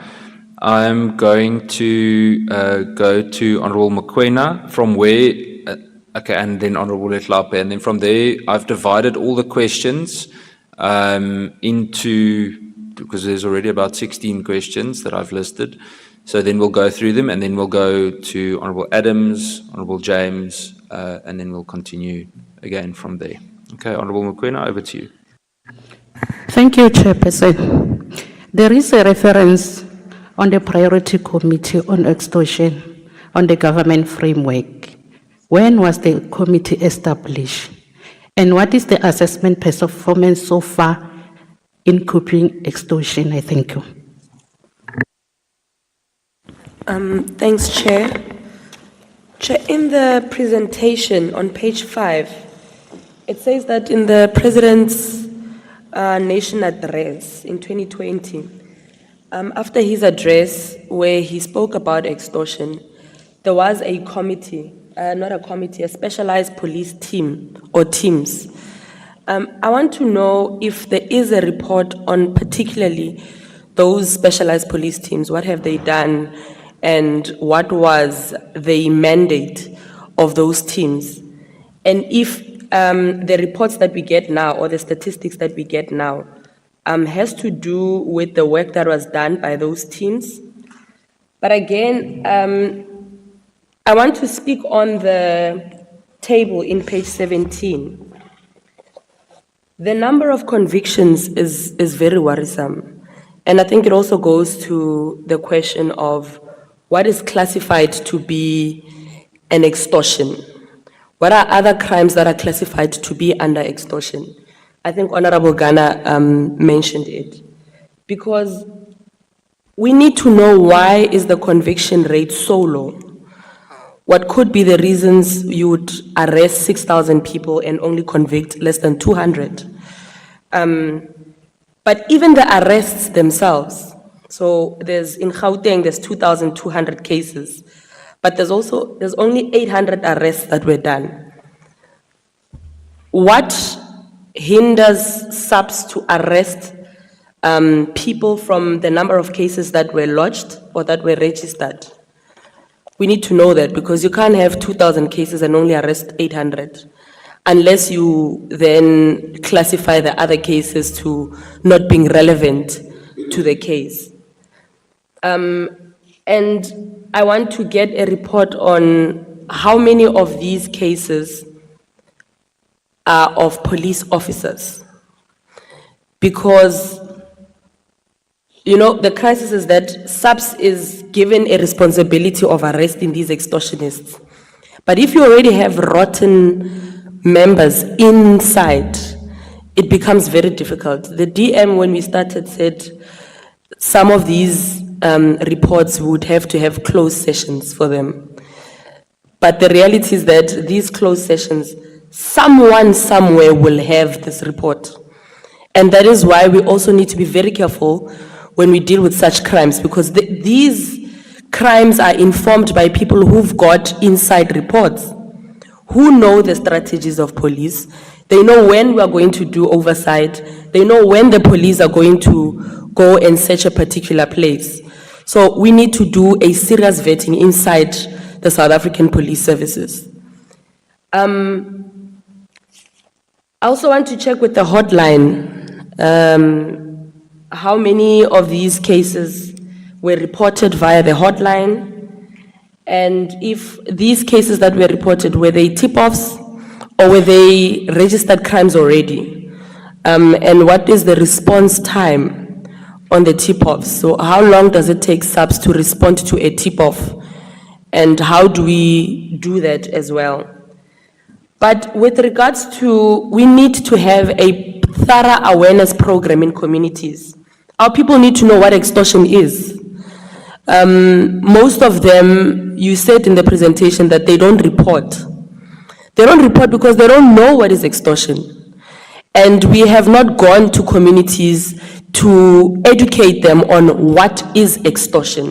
What are the classifications and crimes linked to extortion?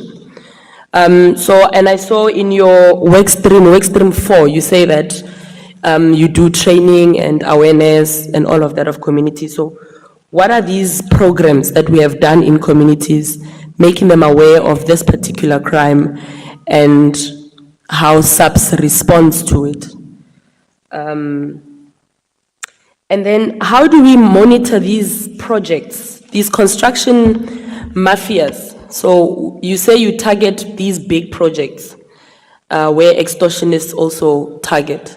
How do you monitor them? How do you ensure that these projects are protected from extortionists? Is there a particular pattern that you do? Do you monitor on a weekly basis, on a monthly basis? How do you do this monitoring? And at what point do you then interfere or come in and say there is a particular crime that is being done and SAPS then takes over? What is the criteria of the selection of these police officers who are going to be part of these task forces? And that goes to vetting as well. How are we going to vet them? Because if you are going to have police officers who are going to deal with this particular crime, it involves a lot of money. And we know that there's a serious crisis. Everyone is crying about not getting enough resources, but what we need to be aware of is that there is a lot of money involved in this particular crime. And we are going to have to be very selective, but to also keep tabs on the members who are going to be in this task force. So I don't know what is going to be the criteria of selecting these officers, but also to ensure that they don't fall into the trap in the process. If you deal with a 5 million tender and you give a police officer, making an example, who has financial issues at home, the chances is that this particular person, if he was confronted and he was given money, they will most likely take that money.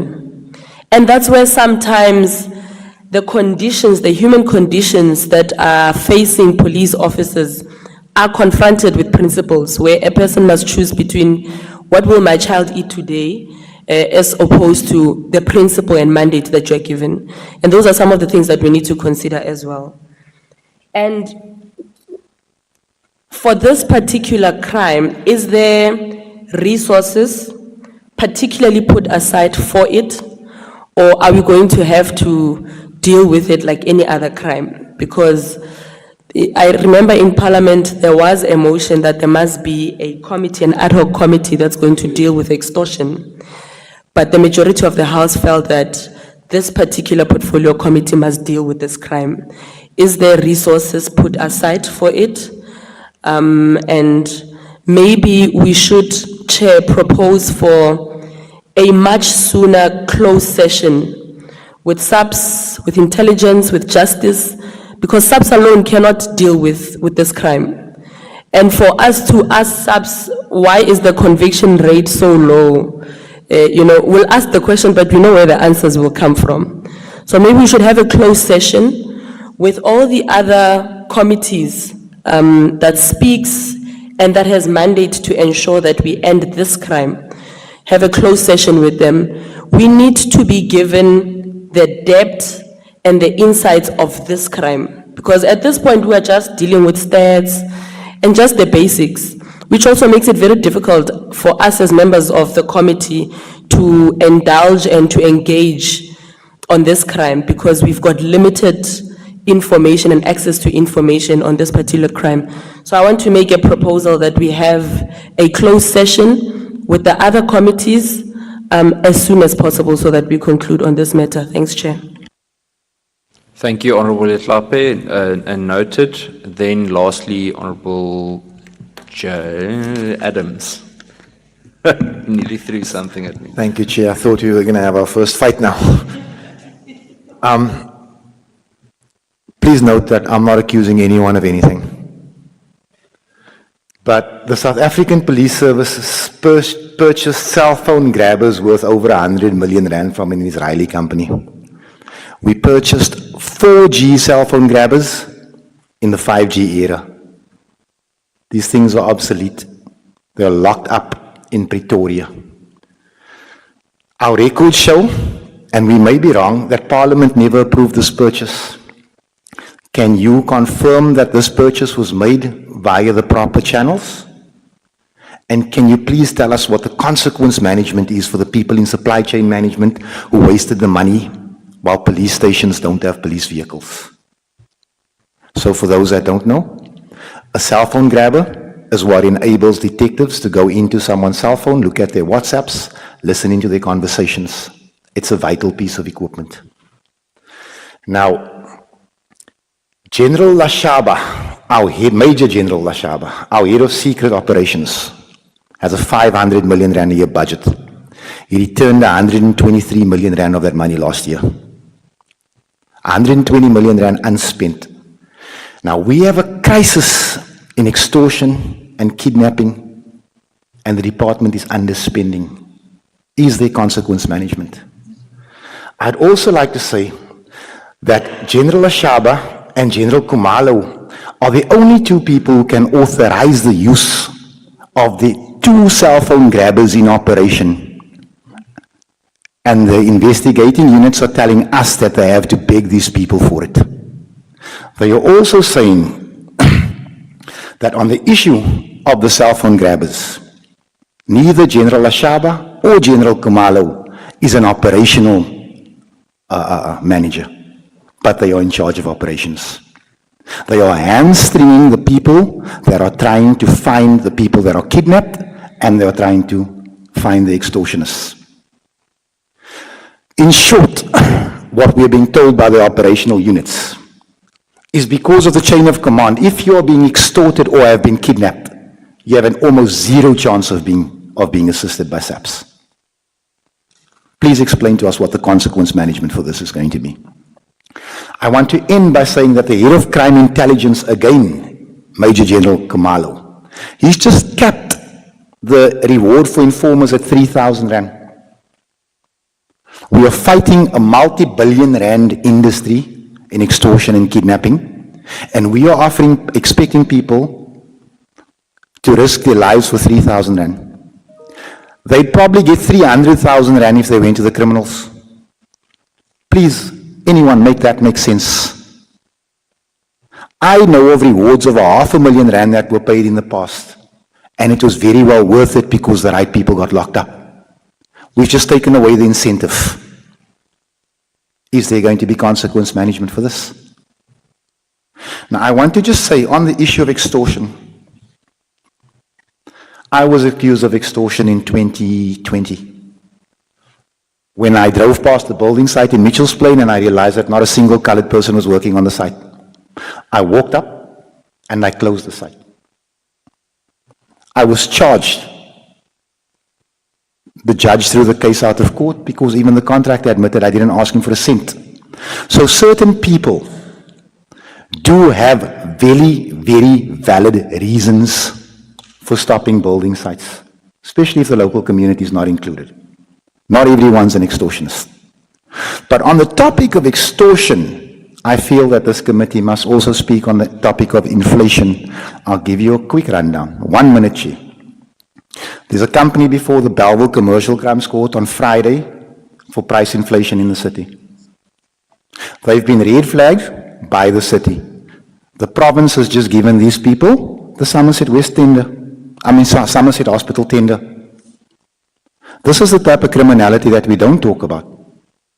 And this is the type of criminality that I feel that SAPS needs a dedicated unit for. But I only had those 3 questions. I'm really looking forward to the answers. Thank you.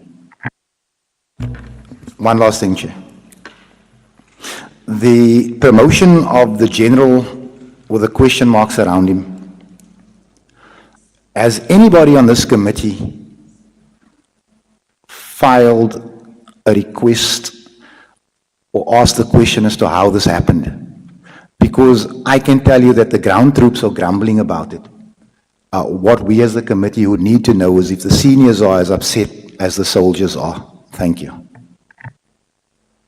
Thank you, Honourable Adams. Honourable James. Thank you so much, Chairperson. Good morning to the Deputy Ministers and the leadership. I just want to reflect on the presentation that was made under operators, modus operandi.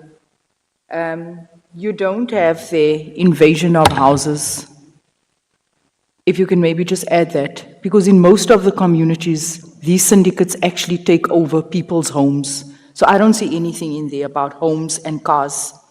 Under your stakeholder slide, I want to ask, because I've been part of so many of these net joint operations, have you actually engaged all of these stakeholders before adding them to the plan? You would often find that the operation kicks off and then we have excuses afterwards from the courts and from justice saying that they weren't aware, so these cases don't get prioritized. Has there been prior engagement with all of those stakeholders that was listed? Because I find when I look at this plan, it almost mirrors many other plans that I've seen, so it almost feels as if though it's a copy and paste and we just do small changes here and there. So this is why I want to ask, has there been engagement with stakeholders? Your stakeholders also, I think you need to include the Department of Housing, based on my prior remark. Local government as well as Home Affairs. I don't see Home Affairs being part of your stakeholders when we know that many of these syndicates are also foreign nationals. So please can that be added? I also don't see the Provincial Substance Abuse Forum that addresses issues of drugs as part of your stakeholders. The Provincial Substance Abuse Forum should actually be in possession of SAPS's mini drug master plan. That is a question that I also want to know. Does this department have a national mini drug master plan that reports to the Central Drug Authority? The Taxi Association, I also don't see that as being part of the stakeholder engagement. Under extortion case management, and I think everyone has highlighted this, the low conviction rate. Could that possibly, is there a possibility that we can reopen these 2,284 cases?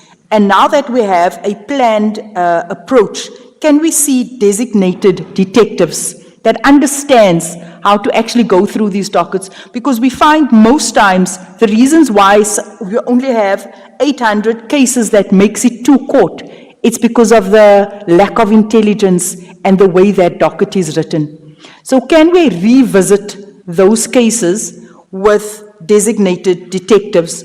Also, one of the reasons why we have such a low conviction rate, I always say we have these amazing plans on paper, but we don't make sure that we have actually the resources in place to support the plan. Forensics, I spoke about this the last time. Are they capacitated? Do we have enough staff to analyze ballistics and whatever else is needed to actually finalize these cases?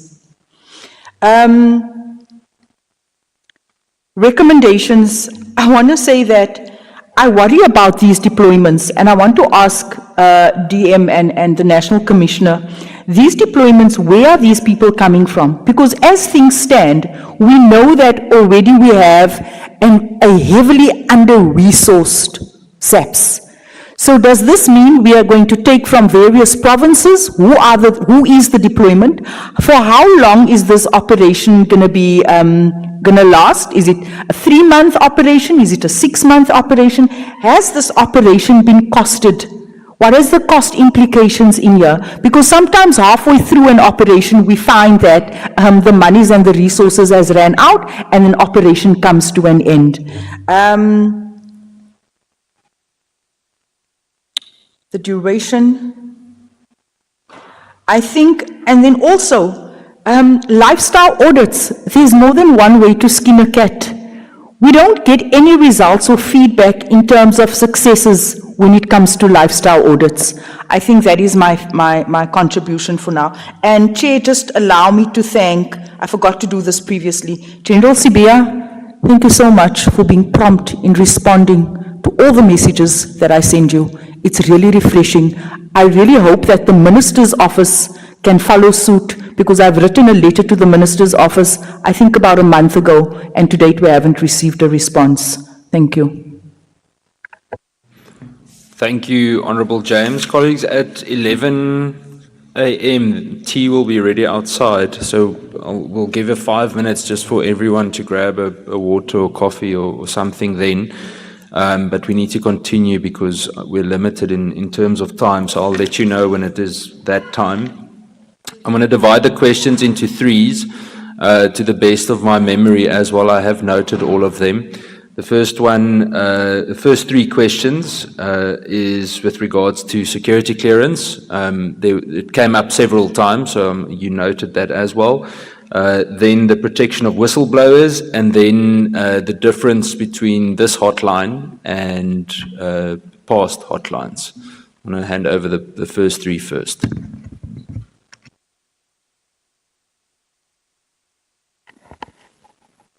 Chair, handing to us. Yes, dear. All right. Could not talk without your permission. Sorry, no, you go. Please go ahead. Please go ahead. Thank you very much.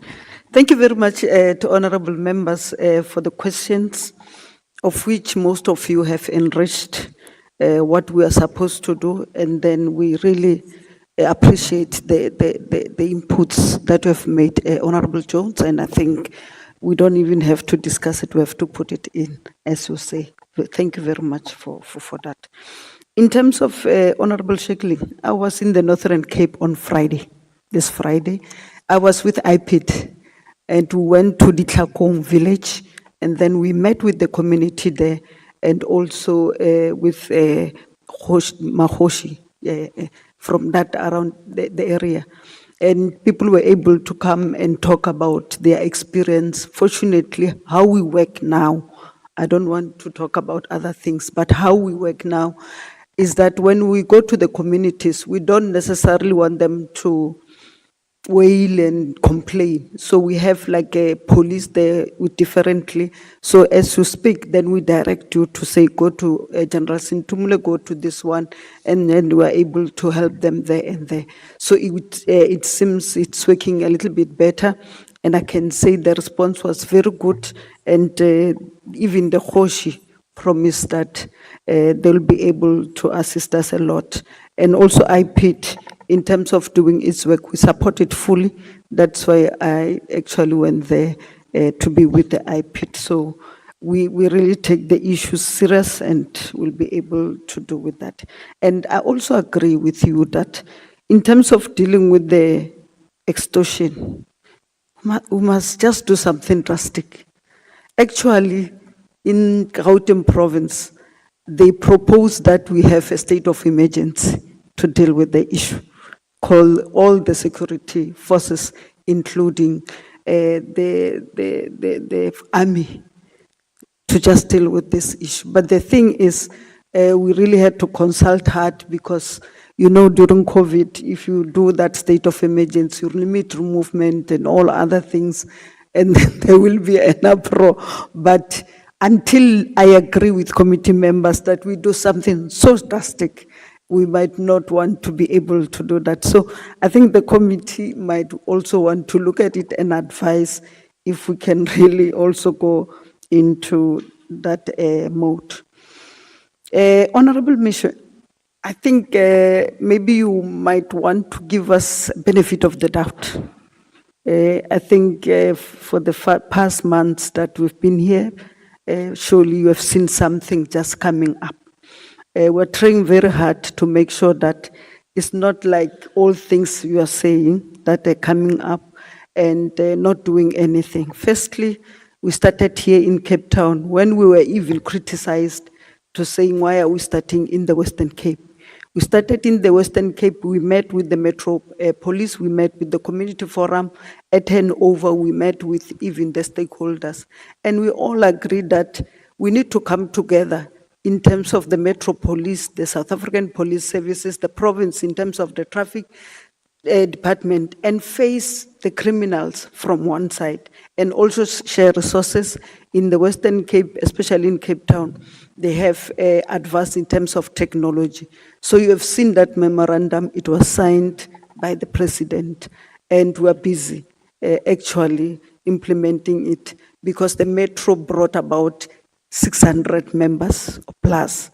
So we are actually working around that. We went to Eastern Cape, Mthatha and OR Tambo. We did the same. I think we'll be signing next week also to be able to bring people from all the apparatus from one side facing the criminals and being able to deal with the issue. We also went to Gauteng. We met with all the Tshwane, Ekurhuleni, Johannesburg, and everybody, even the private securities, to say, why don't we come, both of us, and face these people? So I just want to assure you that I'm saying give us the benefit of the doubt. It's not business as usual, as you can see. And some are even criticizing us to say, why are you doing that? But when you are faced with crime, it's not a matter of saying it's at a local level, at a provincial level, at a national level. It's just crime. And we are levels of government, so we need to come together and be able to do that. And as you are aware, 2 weeks ago, the Deputy President in the NCOP convened intergovernmental planning, where MECs, premiers, everybody was there to say, from now onwards, let's work together and be able to do that. As I'm talking to you today, when we finish here, we're going to KwaZulu-Natal. We're going to be there until Sunday, meeting all the stakeholders, explaining what we want to do, rallying around everybody to come to our side and be able to do that. It's tiring, very bad. She will tell you the distance from Kimberley to Kuruman is some 207, coming back, trying to get a flight back is tiresome, but we are here to make sure that we bring that difference. So I agree that yes, some other things are not as they should, but I'm appealing to you to give us a benefit of the doubt. I don't want to say new broom, what, but I'm saying we hear you, we take all what you are saying, but please give us benefit of the doubt, and we'll be able to work together also with you. In terms of the conviction, I think all of you knows it's not necessarily us, but I agree with Honorable Letlape that we might want to bring all the committee so that we understand what is going on. One, I think we bemoaned the National Commissioner when he was making the stats, not the stats, the report in terms of Chanel. The courts work from 9 o'clock to 4 o'clock, and the police arrest for 24 hours. So it just doesn't make sense.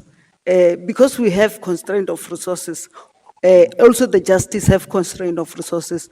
What we will want to also approach them, which we had a meeting with them, by the way, is that how about them working from 7 o'clock to 9 o'clock, something like that.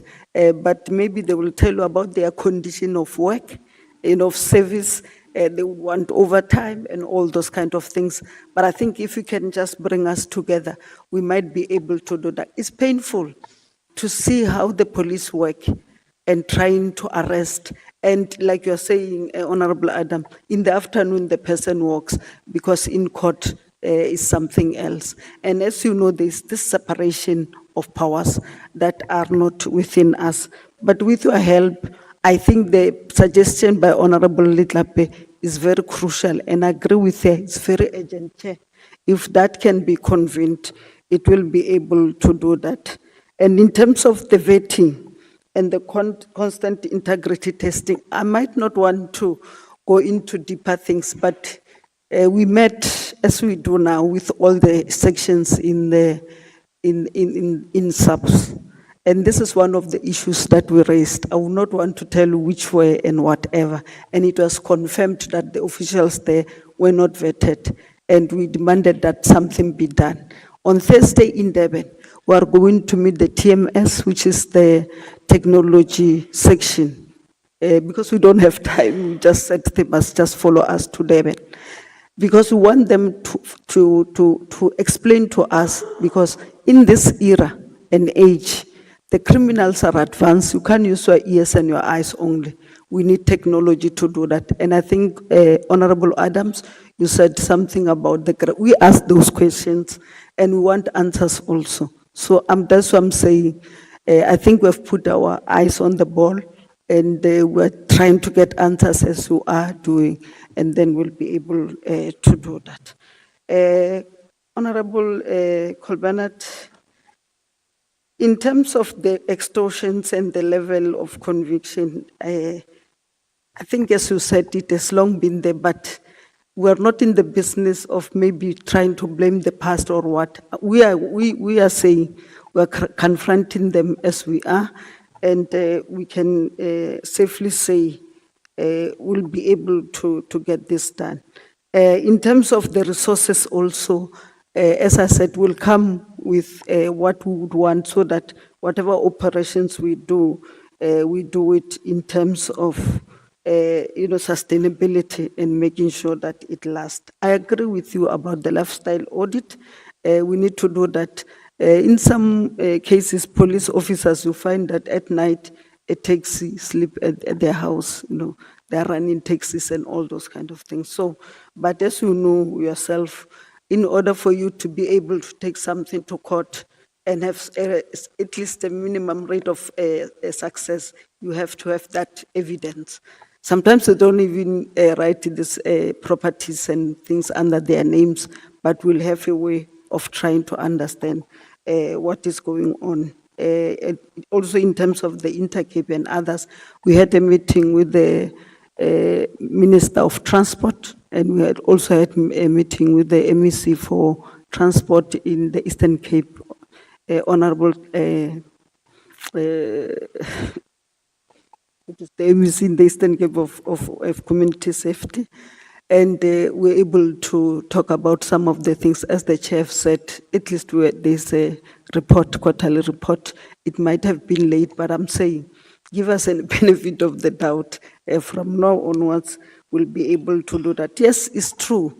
I met the ambassador of Nigeria, and he was saying to me, on his way back, when he come back, most of the people that will be in the plane will be the ones he knows them as like criminals. And the real, honest business people who want to come to our country are refused visas. But those criminals will find them there.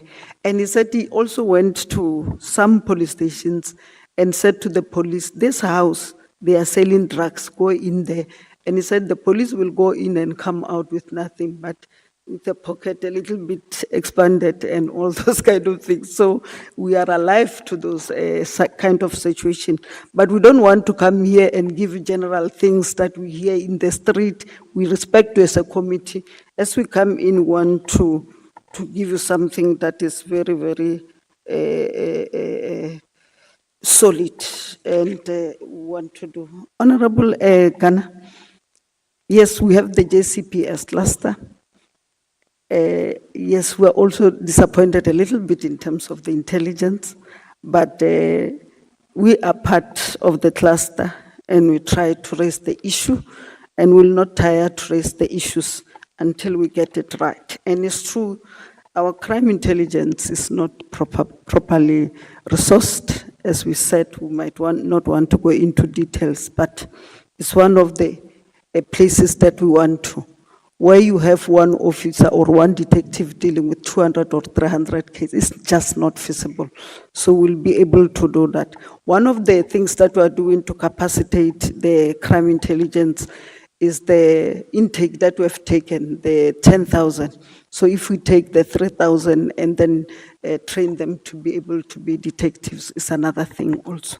And then we are trying to also enlist some who have resigned to come in and join. But it is not an easy job, but we'll try our best to do that. I agree with you in terms of the legislation. Unless we deal with it, that is why we flagged it. It's just that we just flagged it. But even the Criminal Justice Act and others, if we don't tighten it there, we'll lose our case from time to time. But also we need to agree as we meet with the Committee of Justice and others, including Correctional Service, as you know that some crimes are committed from prisons. Yes, so including, we met with the Akhbare Groenewald about the issue. So, and also taking the grabbers to the prisons so that we jam the signals there. The officials can use the landline if they have to. But you'll get a fight back. It's not easy. You'll get a fight back. You're dealing with criminals. You're not dealing with like school kids or other things. But nothing will stop us from going forward. So I agree with you, Honorable Ghana. Neil said, Comrade Ghana. Honorable Ghana, I really agree with your sentiment and what you said. Honorable Tlap, I think I've quoted you so many times about your suggestions, which we openly do. In terms of the awareness, as I said, I went to Kuruman, I went to Hanover, we went to Mtata, went to OR Tambo, we went to Gauteng in Soweto. So we are busy with the imbizos and the awareness. And maybe you as the committee can also assist in terms of your constituency work. You know, even if you call us, I know some of members would call me to do that. Honorable Jones, also don't forget to send me letters if there's something you want to understand. I'll be able to also assist you. I've assisted many, Honorable Litlape and others who want something. I'm able to respond very, very quickly. So there's light at the end of the tunnel. I agree with you, Honorable Little. In terms of the criteria also and other things, yes, we need to really change, including the manual of training. You can't be training people like you are training them in 1906. I went to one TVET college and I saw a lot of learners writing test or students writing test for admission. And for just interest sake, I said, I want to write this exam. First thing they asked was about a typewriter. And I don't think any of those learners knows what a typewriter is. You know, then you can see that there's just something, you know, left, and we really have to do that very seriously. The other issue maybe that also give us a advantage. I'm just finished my PhD thesis, and it's on e-government services, how we can be able to improve in terms of e-government services. So. Meeting the TMS, you are meeting them with the background, knowing where we should go and do. So we're bringing also a lot of skills from the ministry, but also in terms of the department. Yes, there should be resources put on site for us to be able to sustain this, but we are realistic also to say there's the medium-term budget policy statement coming. We expect you to assist us. Education will be wanting this, and health will be fighting for all those resources. But also, we hope you'll come in and help us to be able to do that. Honorable Adams, I think I've answered some of your questions, and some of the things I've given you a note. Let's deal with them outside, including some of the colleagues that you have named. I've noted it. Will be able to give you a comprehensive. I don't want us to guess and whatever. And I don't want it to go to the officials level. They must give it to us so that when it comes to you, it must be some quality response, not just ticking the box, you know, just trying to, you know, to say, you know, it asks too much, let's just give him. It must be able to come to us and its quality, and we can be able to stand by it. And also in terms of your incentive, I agree with you, but in terms of the figure, I think it's something else that I think there should be a policy actually on how do you do that you know. So I really, really agree with you. Honorable Jones, I've just commented that I think everything you said will be taken it into consideration and be able to do that. And lastly, in terms of the lifestyle audit, I don't think it is a problem. Actually, it must be done like it is done to us. So I don't think it is a problem. We just have to find a way of being able to do that. Let me take this opportunity to give to DM Matali to just make some comments, and then thereafter we'll give to our police management to also go on with the issues. Thank you very much, Chair. If you allow, Deputy Matali. Please do continue. Yeah, no, thanks, Chair. Thanks, DM Michelle. Morning, members. We appreciate the interaction that we are having with you this morning, National Commissioner and the team. What I can say through you, Chair, and to members is that we are not drowning as SAPS. We are responding to the challenges facing us, in particular the matter which is for discussion here. Members have raised that, Honorable Kolaban raised that these things started small in a particular part of our country, 2014-15. And you know where we come from and the challenges that we have been confronted with. But we are responding. And we are not starting now with the 7th administration to respond to the challenges that are there. We started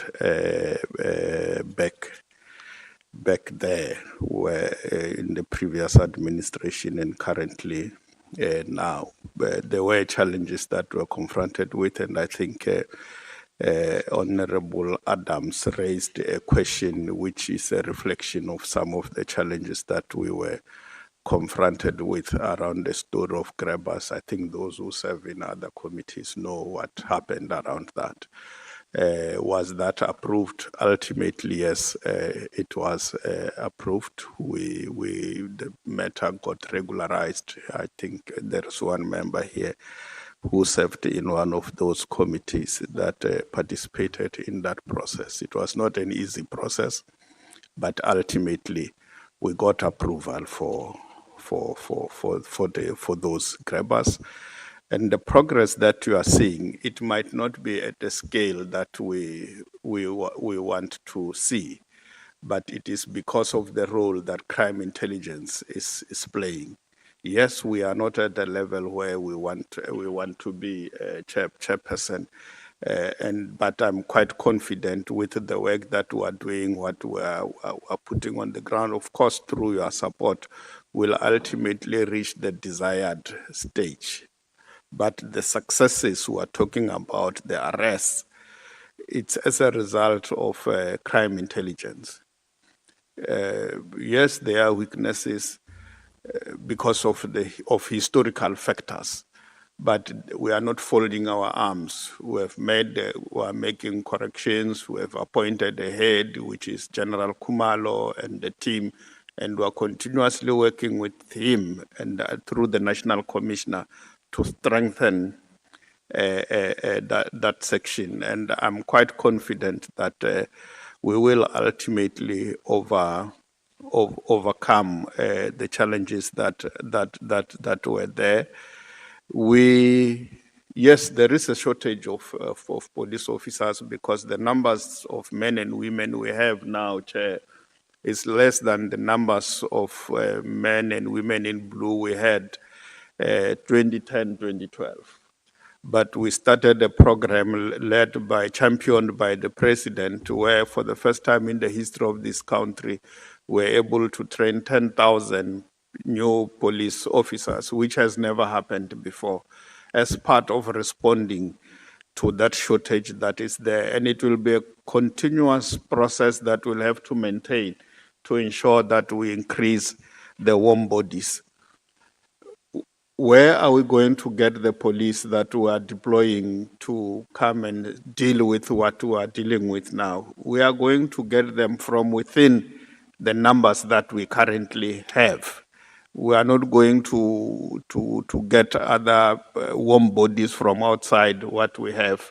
It means we are going to take from other sections to come and have them dedicated to do work here. Of course, it's going to challenge the resources that we have, limited as they are, but we are going to respond in a manner that assists us to deal with the challenge that we are confronted with. I think I should pause there and allow the National Commissioner and the team to fill in the gaps that we did not talk to. Thank you, Chair. If you may allow National Commissioner, over to you. Thank you, DM, 100%. Please do go ahead, General Masemola. Thank you, Honorable Chairperson and the members. I think it's important maybe to just to start with the point that DM Matalev said. We have a certain number of police personnel, which currently is about 153,000. And that's what we use to fight crime. There is no other assistance that we get from anywhere. So we have established economic infrastructure task teams years or so ago to focus on the problem of destruction of infrastructure. And at the same time, we say the same team must also deal with extortion. It's unfortunate, Honorable Chair and members, that you only have got a certain capacity to use, and sometimes you double up the same capacity, and because that's what you have. You don't have any extra. We do rob. Don't want to say always you rob Peter or Paul to pay Peter, something like that. That's what we do. A task team model is like a fire brigade. In other words, you put members together, then they put fires down, going around. So sustainability is quite expensive, yes. Hence, what dear Matale said, that the employment of 10,000 over this period, to a little extent, it does assist us in the numbers, but not much. Remember, every year we have got between 5.5 to 6.5 members that either through natural attrition retire or resign, or they are laid off. So we have that. So yes, we have currently specific teams in these areas that we regard as hotspots, dealing specifically with the problem of extortion. And we think they're doing quite well. As and when the numbers increase, will be, of course, a better service, I'm sure, in the future. But for now, we have got these numbers that we must deal with. And yes, we do need funding to increase the numbers. The current intake that is out, they're currently training. We are going to have 4,000 of them going to detectives. But remember, detectives will also need experienced people. So out of that 4,000, we're going to take 3,000 new, that is raw. And the 1,000 will recruit from within the service to make the 4,000 extra detectives. And 1,000 of them out of that, they are going to crime intelligence. Of course, they will also take a few from the raw new constables and recruit more from the greater service, which we gave them, as I said, the figure of 1,000. So that's basically how we deal with that. We do definitely need the numbers, and of course, also take note, the more we arrest, the more the whole chain of justice system get affected. The low conviction rate, yes, we agree. but also if you look at the number of arrests, the figure is quite high, and cases take too long in course. They don't just get finalized easy. I was just reading recently now a case that comes from far in 2019. It's a Western Cape case. It was finalized yesterday, and where it was quite a good success when one looks at it. It was investigated by the anti-gang unit, and the person was found guilty for over 8 charges, which is a good success. So cases take a bit longer at courts, they don't finalize quicker. And there was a question whether we will reopen cases. Yes, cases don't get closed forever unless it's finalized, conviction is filed. But otherwise, it just gets closed temporarily and reopen again, depending whether it's bring forward for, let's say, 6 months or 1 year. So that's how we deal with cases. The current hotline, how different it is from the previous. We have seen with the Western Cape one, we did get some quite positive calls where we were able to open cases. The Eastern Cape also, within a short space of time, we had over 1,500 calls, unfortunately of which 600 of them were prank calls, and 400 of them were people that were just verifying whether is it the extortion line and so on. But we also take into account that, yes, the extortionists will also abuse the line, of course. They will also abuse to try and mislead us. But we have 37 cases out of the Eastern Cape one that we have registered, and we are investigating those cases. So we'll be launching the national line soon, yes. How these lines help is that those business people or anybody else that wouldn't want to name a person by name or come forward to say so and so is collecting at such a place, it gives them opportunity then to phone and give the information to this line, and then we give detectives.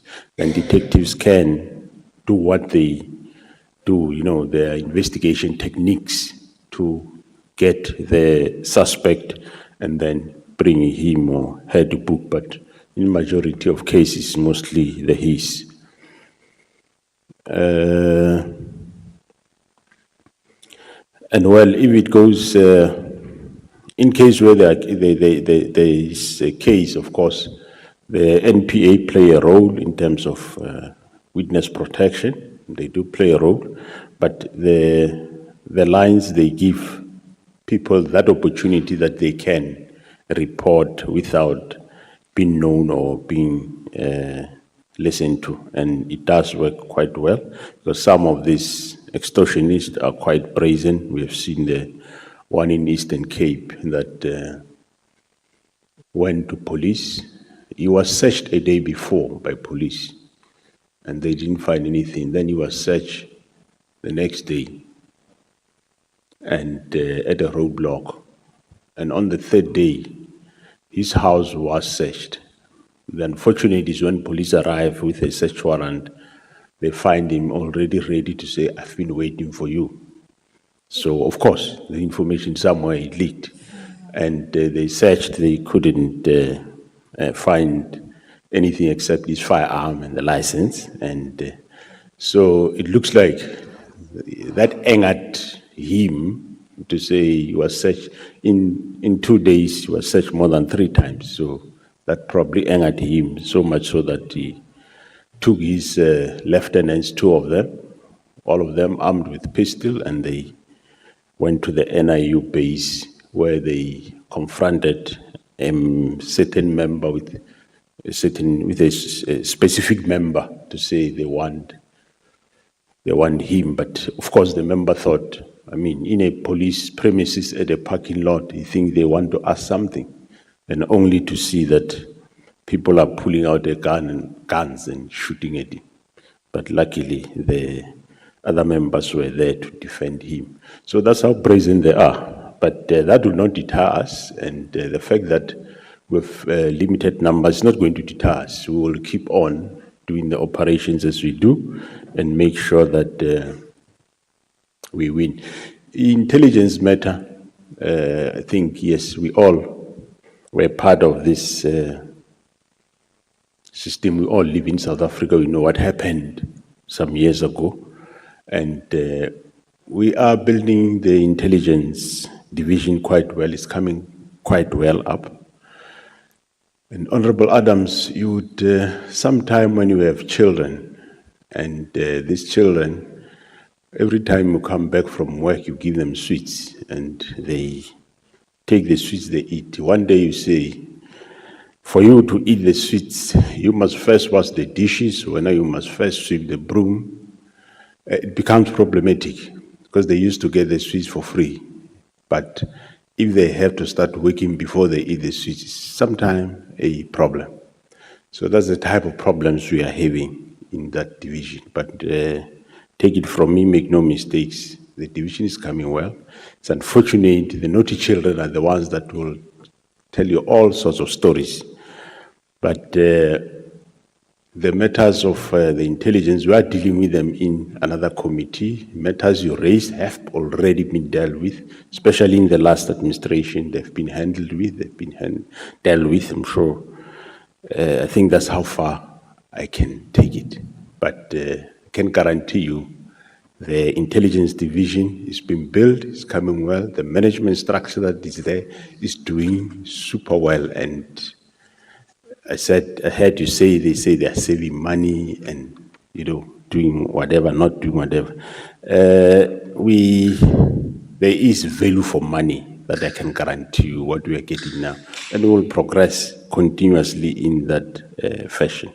But there will always be crybabies as we go along. But as long as they want to derail us from the objectives of doing our work, we will not be able to be deterred. We do, all the SMS members in SAPS, every year they get some integrity testing, and in terms of they do financial disclosures where there are things that are picked, they are being followed and so on. And on the junior members is based on, in terms of threat, whenever crime intelligence receives certain threats, then they get followed. Where there are problems, actions are being taken. You'd remember, even during COVID, there's a lot of members here in Western Cape that were arrested for extortion. As far as Mpegweni, a lot of them that were arrested where they were doing extortion. So we will continue doing that work, and I think we are in the right track. Can't remember if maybe I leave something else. The report on the Intercape, Honorable Barnett, as far as we remember, we submitted, but we'll go and recheck our books if maybe there's a report that we didn't submit. And the work that the police are doing, we do it together with, from the Nut Joint's perspective. Honorable Chair, not Honorable Chair, General Msikiri is the chairperson of the Nut Joints, and there you have all other, your NPA, your SSA, all the other departments are included in that specific body. I don't know if, maybe let me allow the team to fill some. I will start with General Sbia, and then Msikiri, and then Libya. Thank you. Thank you, Chairperson, and good morning to members of the committee as well. Just to add on what the National Commissioner said in relation to why the low conviction rate. Yes, you may look at the low conviction rate. Let's take, for an example, the period of only one financial year, 1st of April 2023 to the 31st of March 2024. and you look at the cases reported being 319, suspect arrested 151, it's not a small number. However, what we need to concentrate on is the fact that you will have a specific number of people or cases that are actually withdrawn by complainants themselves in court. You will have a number of the complainants withdrawing cases before court, some where the complainants have already done their work in court, the complainant coming and say, I no longer want to proceed. Or for an example, you pushed your work, you've completed your project, you're no longer showing interest to proceed with the case, but the police did their work. So the number of cases reported and the number of convictions that not necessarily mean that they have to go in pair, toe by toe, to say that if you arrested 6,000, therefore you need to have maybe 6,000 or 5,000 guilty. There are challenges in between. Getting to the types of construction, types of the types of extortions. We do have different type of extortions. You have your construction, the one that deals with your 30%, your construction mafia. You will have your business construction, where you will have your chain stores, where you will have your clubs, where a person comes and say, we'll provide security there, and then you give us so much, or it will be us providing security there, but you will have, or it will be, of course, at a fee. You will have your cyber extortion, using technology to threaten or blackmail your individuals. You will also have what you call the sexual or sexual extortions. They are known as sextortions. Now, in that regard, that's where you have someone saying, I have your nudes, your videos. And of course, sometimes when it was nice, we took some videos. Then you use that to extort money from this individual on an ongoing basis. You also have your ransom extortions.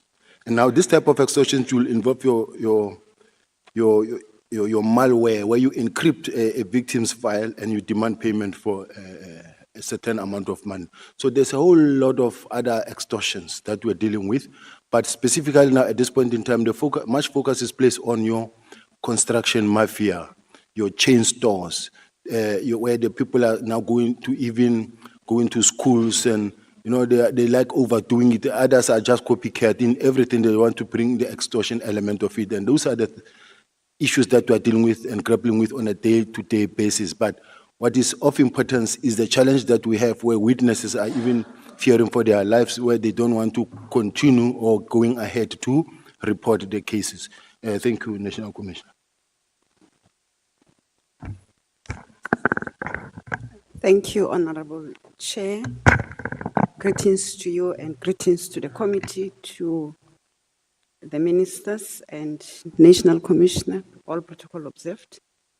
Chairperson, I want to come in just to reiterate on the issues of the nut joints and the involvement. I think National Commissioner did indicate it, and you can see the background of the presentation. It's that of the joint structure, because this matter is dealt with at the joints approach, hence the involvement of other departments. I think responding as well to the question of Honorable Mukwena on when did we started with these committees. In 2020, we were called by the then chairperson of the nut joints, who happens to be the National Commissioner. I was the Divisional Commissioner Detective Service, to spearhead that committee. Hence the establishment of the EITTs, Economic and Infrastructure Committees. So that is as far as we started to zoom in to the issues. Of course, it was not the first time, as Honorable Kola Barnett is indicating, that the first significant case was that of 2014, 2015. But the scale in which it became exposed warranted that we need to find ways. Then the establishment of the Economic and Infrastructure Committees came in. To date, we have only identified the hotspot. I think it came in the committee as to whether we are focusing on the hotspots. Yes, the 20 teams were put together, and the teams Honorable Letlape, unfortunately, we look at what we have to establish the teams. So we look internally, Robin Peter to pay Paul, and to have those focus team to deal with the issues of the extortion. As the program, the problem started to grow, then we had to then have a priority committee. So priority committee, Honorable James, it's inclusive of all departments. The departments within the cluster, the JCPS cluster, it's given. However, we are taking note of your inputs on other departments. They do participate, including our SOEs, where they also experience those challenges. So there are departments, Chairperson, that are permanent members of the committees, and there are those that are ad hoc based on the extent of the challenge that will happen and how we deal with the matters within their environments, including putting together the resources. Yes, I will reiterate on what has already been spoken to in regards to minimum resources that the department alone is having. As a result, when we put together the departments in a form of a NADJOINS priority committee, it's because we want to get their resources that they are having to put them into one basket and to deal with the challenge. In the presentation, there was a reflection of review of the legislation. I think Honorable Ghana did highlighted on the issues that needs to go to the committee. That is why we are having that work stream that looks, Chairperson, specifically on the legislative reviews. And unfortunately, in this presentation, we couldn't elaborate which parts of the legislation are this. But any legislation that will have a gap will go into that committee that will be led by the technocrats within the law fraternity to deal with the issues as they are part and parcel of the cluster. And the co-chairing of the committees, both priority committee, the NADJOINS and the ProfJoints, it's inclusive of the three main departments as of now, and SSA as our intelligence body that is looking not only internally, where a SAPS it's not mandated, that is where SSA is coming, and all other committees that are dealing with the security issues, the matter of extortion, it's been discussed, and the request will then go to either SSA on your bigger levels, level 3 to 5, that will go externally or across our borders, and they will provide that as coordinated through NICOC. And I'm saying this because we were sitting last week Friday on the SANS and giving effect to what we are having and what are the intelligence estimate of the country and how to deal with the issues, and extortion is one of those members that are being focused at. And maybe last, from the NCCF and NADJOINS point of view, is that the slide will reflect NCCGs and PCCGs. I must say it should have read NADJOINS and ProfJoints, because that is where these matters will then be escalated. The priority committee reports to the NADJOINS, and there are ProfJoints that are also coordinating and collating these operations and giving feedback up, and the feedback down in the form of the directives that will come from the NADJOINS to them. But as the department, as South African Police Service alone, the NCCF, that is National Crime Combating Forum, it's also the structure that is looking at what SAPS is doing and what is it that needs to be done further, going to other departments, and how do we deploy these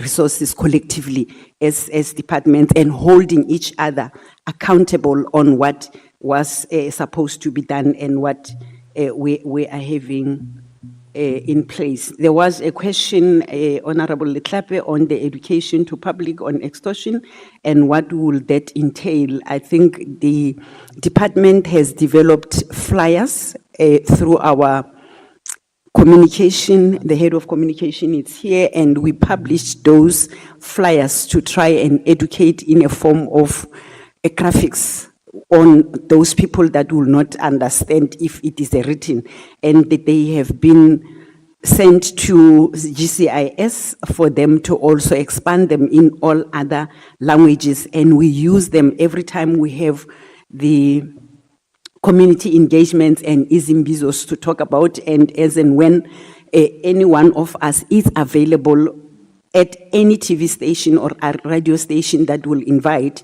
we do. General Sibia was on TV stations to talk about extortion, so anyone that is available, we do make ourselves available to go and talk to public about that. And our comms, it's also tasked to make sure that from the instruction that are coming from NADRENS and NCCF, they do prioritize. And we have a specific work stream on the priority committee that deals with community engagements, what needs to go there, and to get inputs as well from them and the entire public on what matters needs to be put there so that we can reach as much communities and society as possible. I submit, Chairperson. Thank you very much, National Commission. Thank you so much, General. DM, can I hand over to you? Is there anyone else that... Yes, General, please go ahead. Thank you very much, Chairperson. It's just to give comfort to the House, and particularly Honorable James, that the stakeholder matrix as presented is actually not a copy and paste, but rather a true reflection of what we would do in that particular meeting.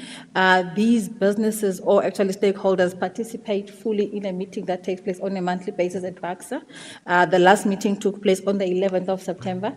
Our next meeting is on the 1st of October, and I think we will extend the invite to yourself. Thank you, Chair.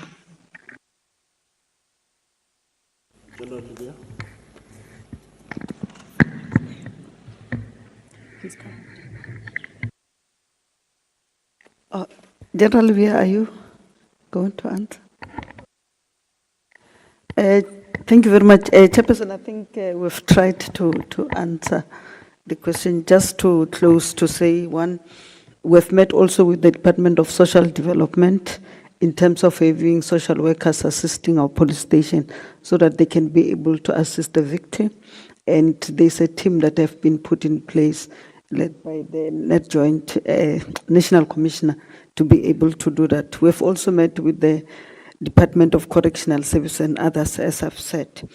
The issue of IPID will, I think we'll schedule a meeting with IPID so that we can be able to discuss the conduct of the police, what the success rate and everything, because it's IPID that deals with it. So anytime you want us to come with IPID, we are ready to come with IPID.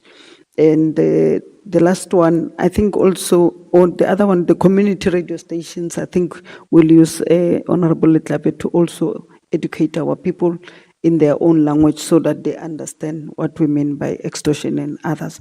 And the last one is the issue of the media, which I don't know whether as the committee can be able to assist us. If you look at the matter of Mr. Meiwa, I mean, there's been there for so long. It's like the lawyers advertising themselves, postponing and doing all the theatrics. And I don't know why they're given so much time, rather than, very pertinent issues. And it's just worrying because it's like we glorify crime, including Bester, who went there. I don't know, for whatever reason, the media was all over asking, the laptop. It was such an issue, addressing the court, a convicted murder. So it then it's like we like these things. We really glorify the crimes, and as one of my colleagues said, there are some copycats who would think like it is good to do that. If you remember, Bester used to go to court with labels, I don't want to say those labels, which was just not on, and we're able to talk to the Minister of Justice to say we are not saying we should break the law and we must go with orange over, because he is convicted. But at least a plain, and I think that's what is happening now, and all other things. So I think from our side, from your side, you can also help as the committee in terms of saying some of the things we don't have to encourage crime, and have copycats all over, including the one of Jocelyn, the little Jocelyn, I mean, the way they're portraying it, I don't think is sensitive to the families that are involved. And in one or the other, as this committee, you might want to assist us to be able to deal with them. Thank you very much. Thank you very much, DM. Colleagues, I'm going to ask that we just take a 5-minute break for everyone to grab tea or coffee, and then we'll continue, and then we'll also commence with the discussion, the short discussion regarding General Mboto. Thank you.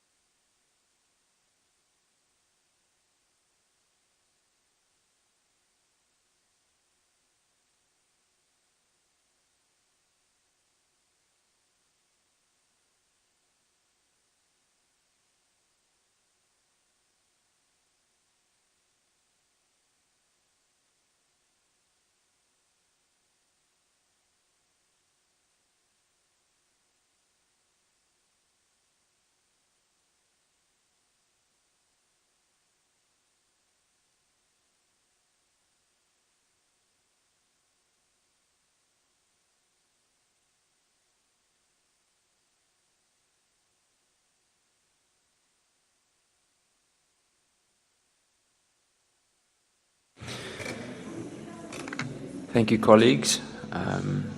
If we can continue, we've got about half an hour to 45 minutes left.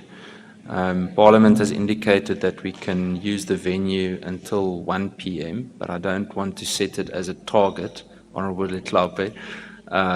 So it's important that we adhere to the time constraints. As I indicated when we started today, about the appointment of General Mboto and the whole issue regarding, I think it's a broader issue of integrity testing. I want to just emphasize again that from the committee side, we really want this appointment to be reviewed. I think it is not only an embarrassment to the South African Police Service and to the Hawks, it's an embarrassment to us as a committee. So I really want to emphasize that it be reviewed and that an inquiry is actually launched to determine his fitness to hold office. And there's a very important reason why I mentioned this specifically. You would have noticed in the last few weeks that Major General Teo was asked to leave the South African Police Service after an inquiry was also held in terms of his fitness to hold office. And in 2017, between 2017 and 2019, there were clear indications of contact of General Mboto as well as General Teo with very, very well-known senior underworld figures in Cape Town.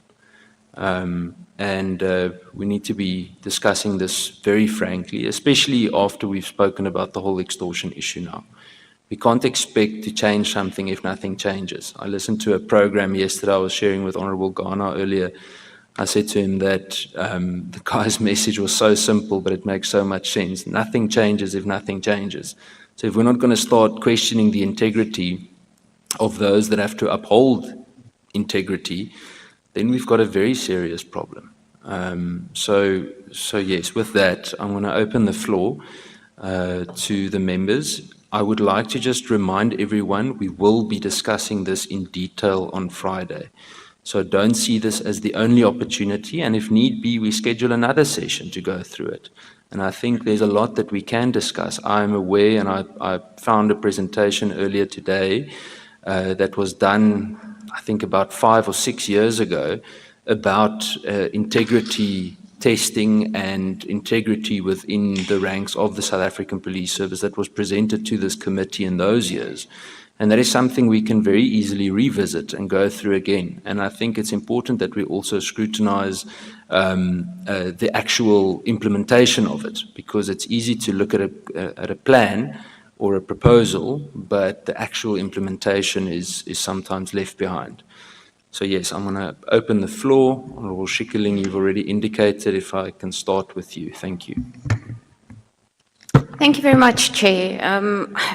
Earlier on I said we can't go to war with soldiers if our soldiers are not fighting the same fight that we are fighting. And, I spoke about consequence management and the lack thereof, and the people that are in the task force asked if they undergo security screening, proper security screening. So my question is going to be, has Major General Mboto gone through proper police security screening, and does he have police clearance? Thank you very much. Thank you, Honourable Letlhaphe. Thanks, Chair. I think we do note that we will have a detailed report. But I think for this purpose, as a committee, like I said earlier, it is important for us to be updated, especially with matters that reach the media so fast. So mine would be, what is the status of this dark cloud of General Mboto, and what led to the promotion that he got? I think we'll end there. We must just know what led to the promotion and what is the status of the investigations that were done on him. Thanks. Thank you, Honourable Letlhaphe. Any other members? Honourable Ghana. Just a quick one. I think when the full the full presentation it's given. Just to refresh also in terms of the general promotion within SAPS. Because the outcry in that space. But, it's a difficult, no, it's not a difficult one to try to get the understanding and the rationale, understanding that ourselves as a portfolio, we are not the appointing authority. But what checks were done, and maybe is the senior leadership of SAPS believe that is fully rehabilitated from whatever I was accused of. Remember, I was reassigned from the Western Cape to the Northwest, if I'm not mistaken. Whether that particular move, it is from the senior leadership of SAPS and Hawks, that after that move, General Mboto is rehabilitated now to get a promotion. Because the factors that will have led to the reassignment from the Western Cape to Northwest, that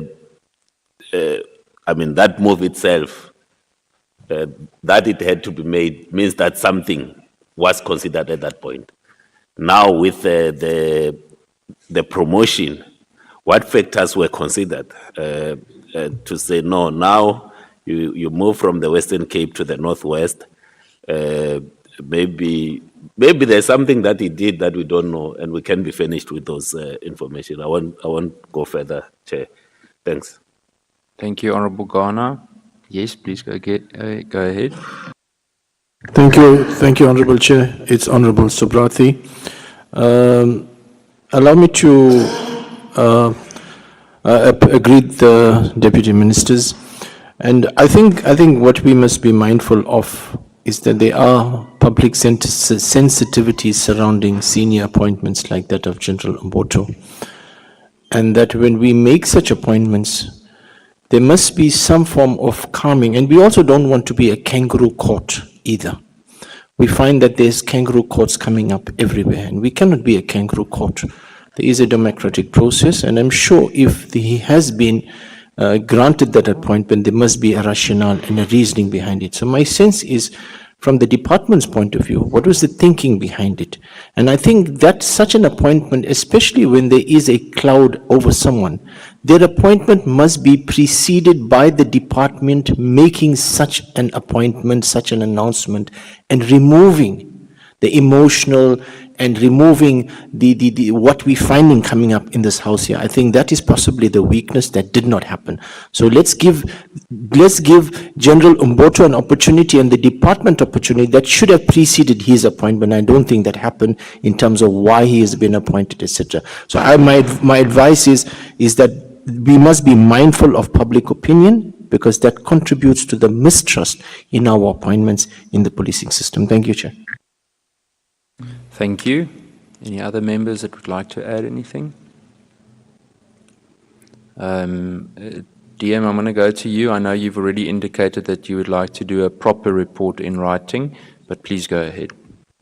Thank you very much, Chair. As I've said that just yet the letter that you have given to us with DM Matali, we'll be able to do that in writing, but I will ask General Libya to make your comments on this one, also taking into consideration like what honorable member have said, that we don't necessarily want to have a kangaroo court, but take members into confidence, and then other details will be able to send to the chairperson. Thank you very much. Thank you very much, Honorable Chairperson and honorable members, the deputy ministers, the police leadership. From the DPCI side, I would like to hint on 8 points that I will also answer the questions that have been raised. Firstly, I would like to appreciate the expression made by this committee in inviting us. I would like to first point out to Section 17, capital letter K, in bracket 1. That is my point of departure. In this point, the South African Police Service Act provides that Parliament shall effectively oversee the functioning of the Directorate and the committees established in terms of this chapter. I'm taking this as a point of departure because it will also be assisting in answering some of the questions. Secondly, I would like to go to the disciplinary regulation, South African Police Service Discipline Regulations of 2016. Specifically, I just want to point to Regulation 4 that talks to the principles in the disciplinary processes. I'll only hint on 4A, B, and C. It states as follows: these regulations are based on the following principles. A, discipline is a corrective and not a punitive measure. B, discipline must be applied in a prompt, fair, consistent, and progressive manner. C, discipline is a line management function. It continues, but these are the three that I needed to be hinting on so that the context of my presentation, my submission can be understood where we come from. The third point that I would like to hint on is the provision of Section 17, capital letter C, A, in bracket 6, that is of the South African Police Service Act. It provides that the minister, in consultation with the national head, shall, in concurrence with cabinet, appoint a fit and a proper person who is a South African national to be the provincial head of the Directorate for Priority Crime Investigation. I think that statement, I'm underlining it. Then it comes to the answering some of the questions. Major General Mboto was appointed on the 1st of September 2018 as the provincial head of the Directorate for Priority Crime Investigation. He was not transferred from one post to the other. The post offered in the DPCI was advertised, follows through the process of selection where he was appointed. And at that time, it is not a transfer. There is a difference between transfer and appointment. There is also a difference between promotion and appointment. In appointment, we can go and take, advertise externally and then appoint a person who is not a member of the police. On a particular level, some of them get appointed, start on a major general or even higher. That is called appointment. Promotion is a move from a particular level to the next within the system. It is guided by certain policies and regulation and instructions. I will then go to, at the time when he was appointed in 2018. He has been a Major General, but he is been appointed as a Major General in another environment. All of these processes that need to be checked have been checked. And at that stage, he had already been dealt with by the greater service in terms of disciplinary regulations. And he has already been punished or corrected as the regulations requires. And once somebody else has been taken through the disciplinary processes, I think that there is time when it comes to an end and say that this one has been dealt with.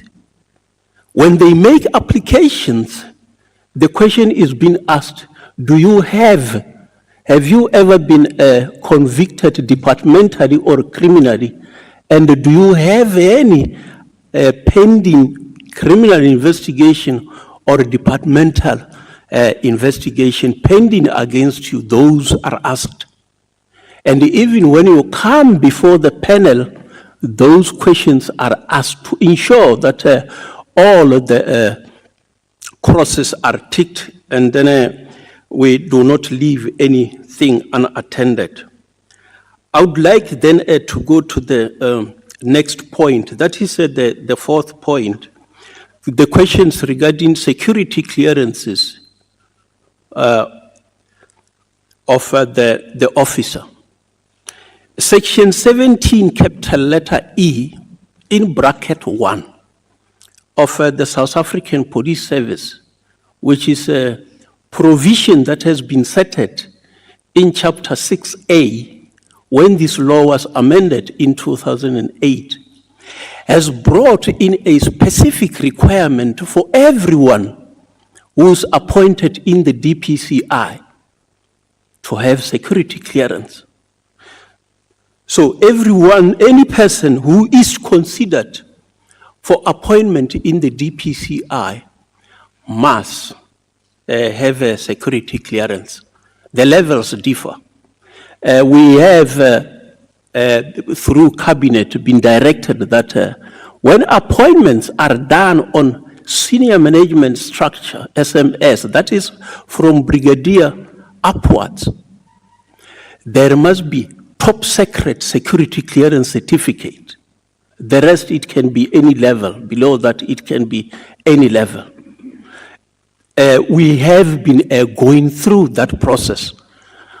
All those who have been appointed in the DPCI on SMS level, all of them have got top secret security clearance certificate. We do not appoint unless you have got a top secret security clearance certificate. Indeed, the process, we obviously have to be waiting. As I'm sitting here, I'm waiting for some of the candidates that are to be considered for appointments who are still going through the vetting process, so that if they can successfully negotiate security clearance process, we can announce their appointment. And in some instance, while we were waiting which post we will be re-advertising, the candidate was appointed in the greater service where they do not require security clearance, whereas we are still waiting to go through the process. But all what I'm indicating is that anyone who is appointed on SMS level in the DPCI must have top secret security clearance certificate. At the time of appointment of the candidate in the post that will become vacant on the end of this month, which appointment will become effective on the 1st of next month, the candidate have got a top secret security clearance certificate. It is still valid. So that answers the question of security clearance certificate. I need to be indicating that with regard to the appointment, other than the post of the national head, deputy national head, and the provincial heads, which are done by the minister. The rest of the appointments in the DPCI are done by the national head.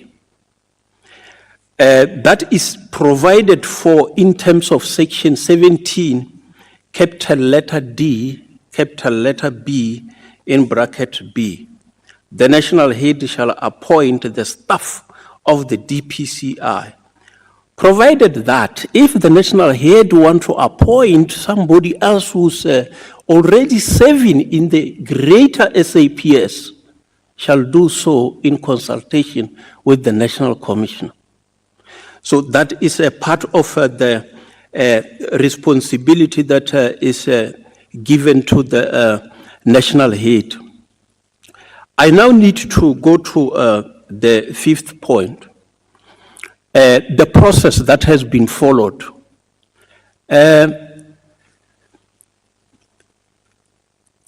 We have, in the way in which we fill the vacancies in the DPCI, understanding that there is this process that we must follow of the vetting, that individuals that must be appointed must have a top secret security clearance certificate, which process at times take longer. I have got evidence where it took a year before it was finalized for an individual to get a top secret security clearance certificate. We advertised this post before the current incumbent exit. We have done that. If one look at the layer of the current provincial heads, when the previous layer's term of contract was to come to an end on the 31st of December, we advertised the post earlier, and by the 1st of January, everyone who is supposed to be taking over took over. And we even had a month where they go and observe what their predecessors were doing while they were still in office. So we advertised this post before the incumbent's term come to an end, so that we do not have a space in between, we do not have a gap, because that will affect service delivery. We can cite now an example of the component head of serious organized crime retired at the end of last month. The 1st of this month, a new one took over.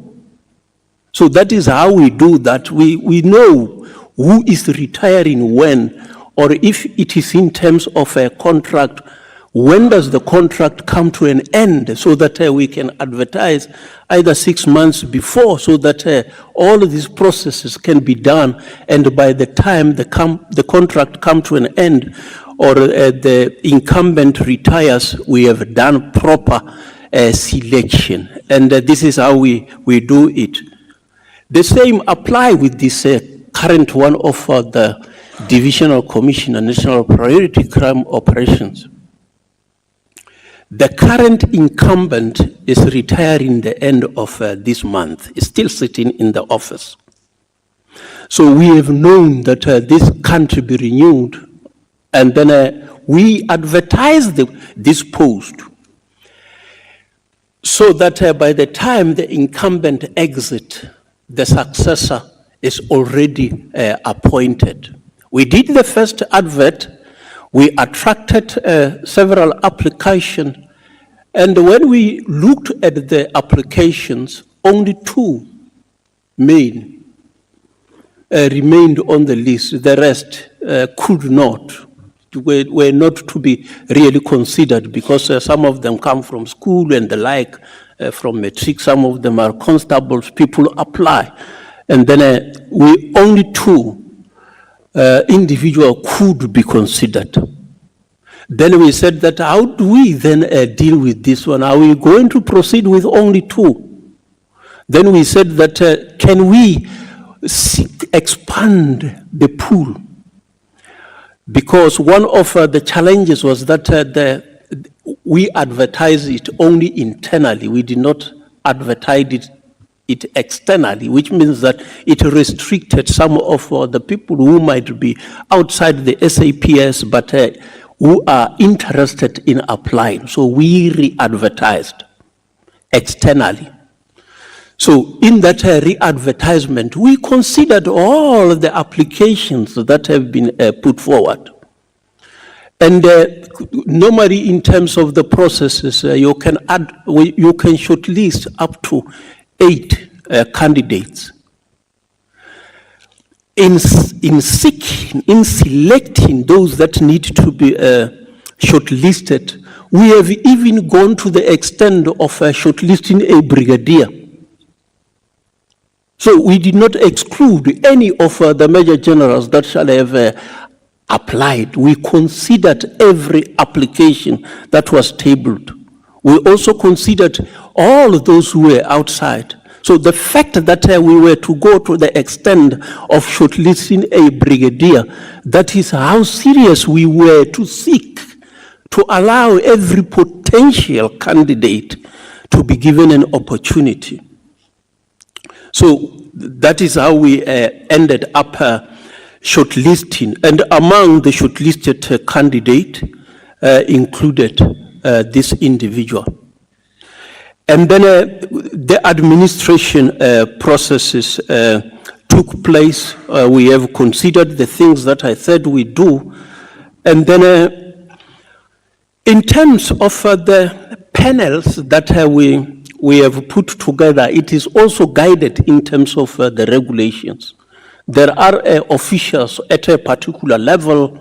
We look at several things, and amongst those that are included is the representative from the DPSA. We ask the DG in the DPSA and say that, can you nominate a person who can come and form part of the selection panel? We also get those who are within our environment who are on the level of Deputy Director General to come and participate in the selection, who should be the experts, who among them should be the experts in the field that they are is being considered. I must say that the candidate that we are talking about within the DPCI on the major generals, seniority-wise, he was the third. There are 2 who were senior in rank on the major general, so he was the third. And then of those 2 who are senior to him, only one applied, the other one did not apply. So which means that if you were to talk about seniority, he is also not a junior. In fact, all of the provincial heads that are currently operating, he is the most senior, he is the one who has been appointed first. Coming to the issue of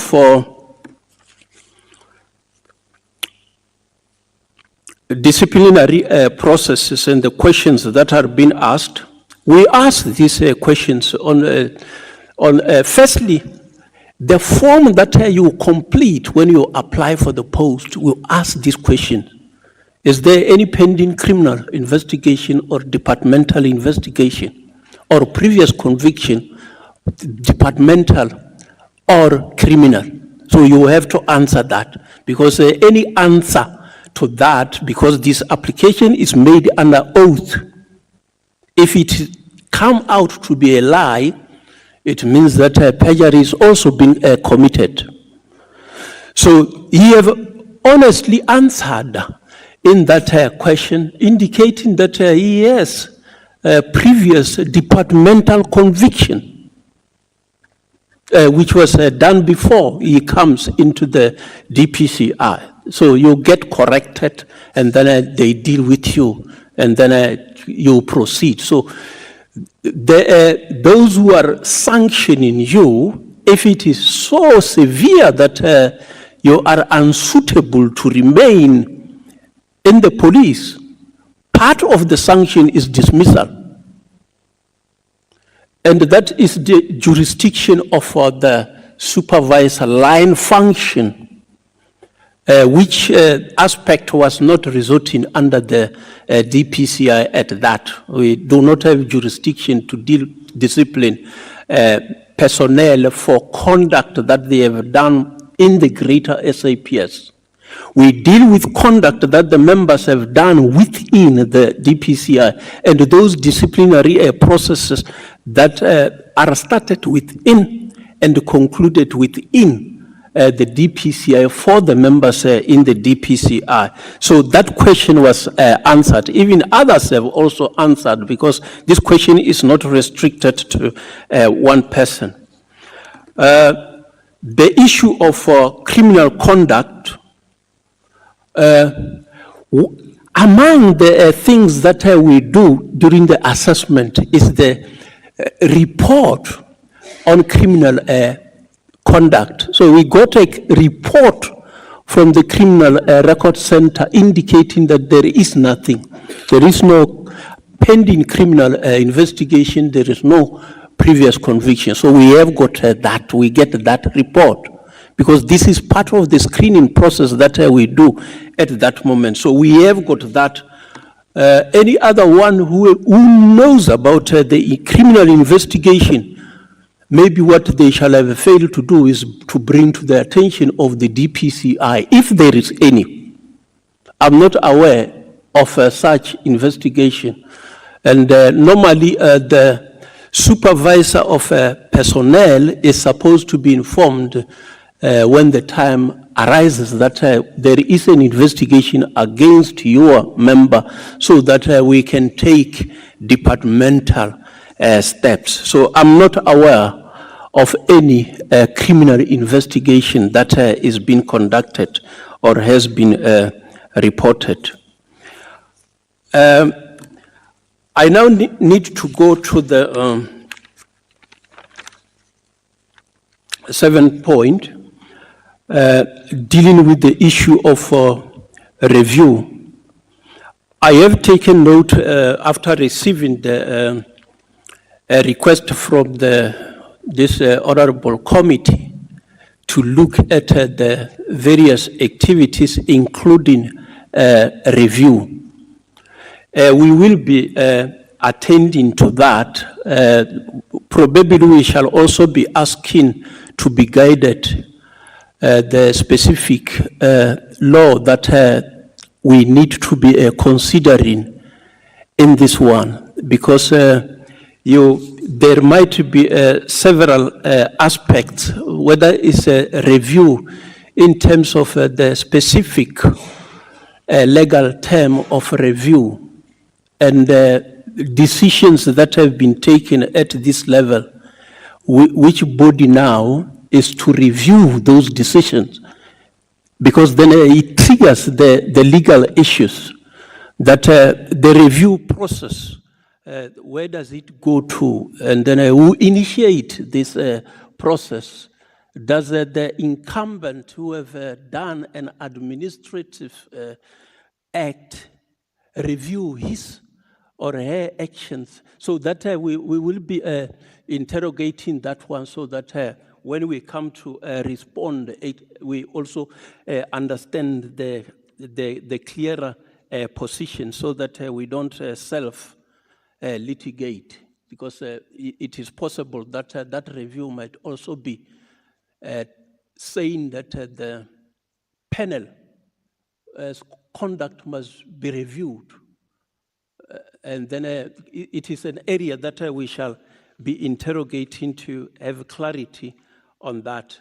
And then the issue of considering not to go ahead after announcing the individual, when the other one is exiting, it may also mean that somebody else who will be acting there shall be receiving remuneration, and then this one who might go and take over will also come and get a remuneration, which means that there might be double pay from the taxpayers.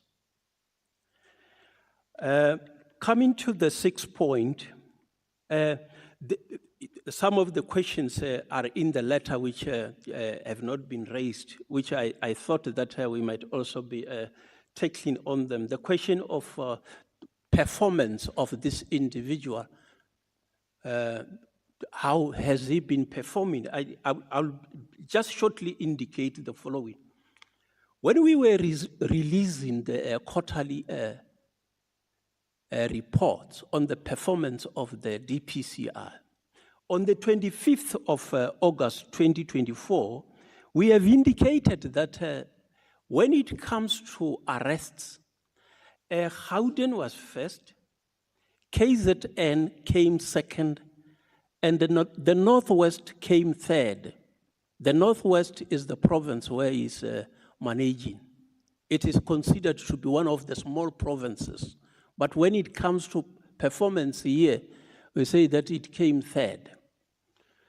And that during the same report, we have said that when it comes to convictions, the Northwest came first, Gauteng second, and Mpumalanga third. That is the performance of the province where he is currently operating. When we were releasing the quarterly reports on the 28th of June 2024, we have indicated that when it comes to arrests, Gauteng came first, and it was followed by the Northwest. And when it comes to convictions, during the same period, we said that Gauteng came first, followed by the Northwest.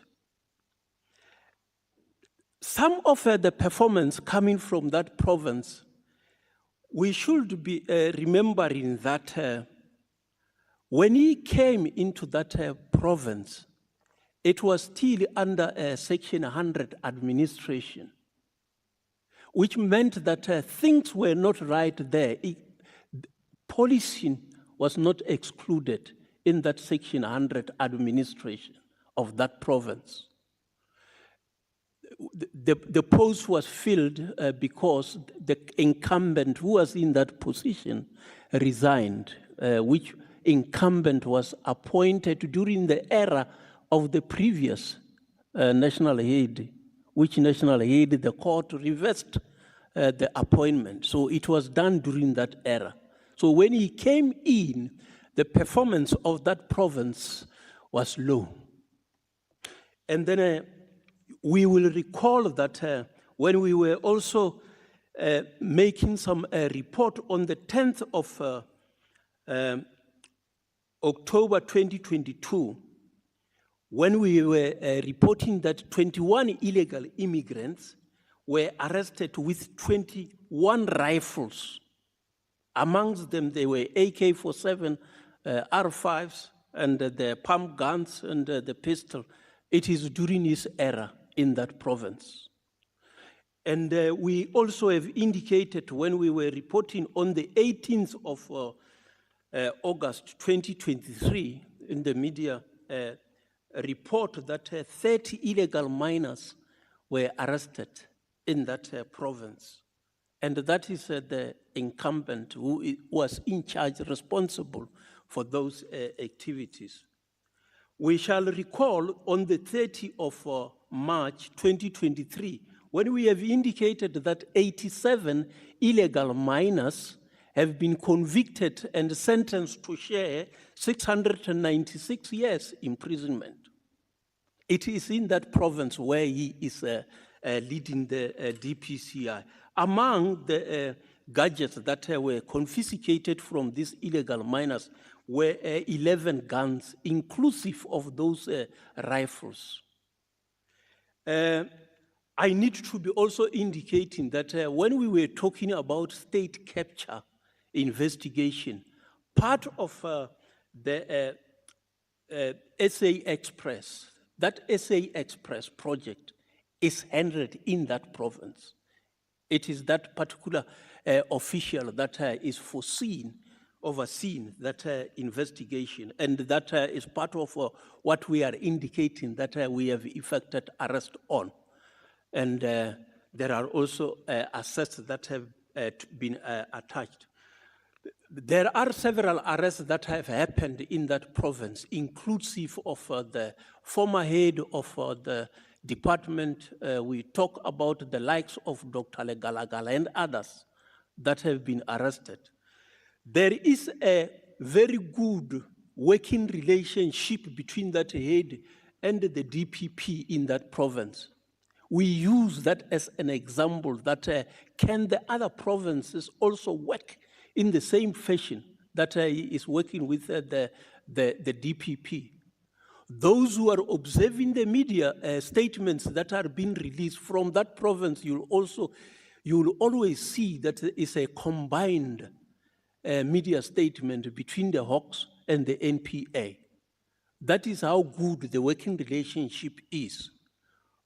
Before the current DPP was appointed, there has been challenges that he have brought to our attention, which we have raised with national office. But I think that is how committed the individual has shown. I need to also hint that Sorry, General, during his... sorry, we need to start wrapping up. We only have 15 minutes left. Thank you, Chairperson. This official in his junior ranks is the one who have cleaned the corruption in Gauteng, in the pound. When vehicles were taken to the police pounds, they were stripped and the theft was taking place. It is this officer who have stopped that.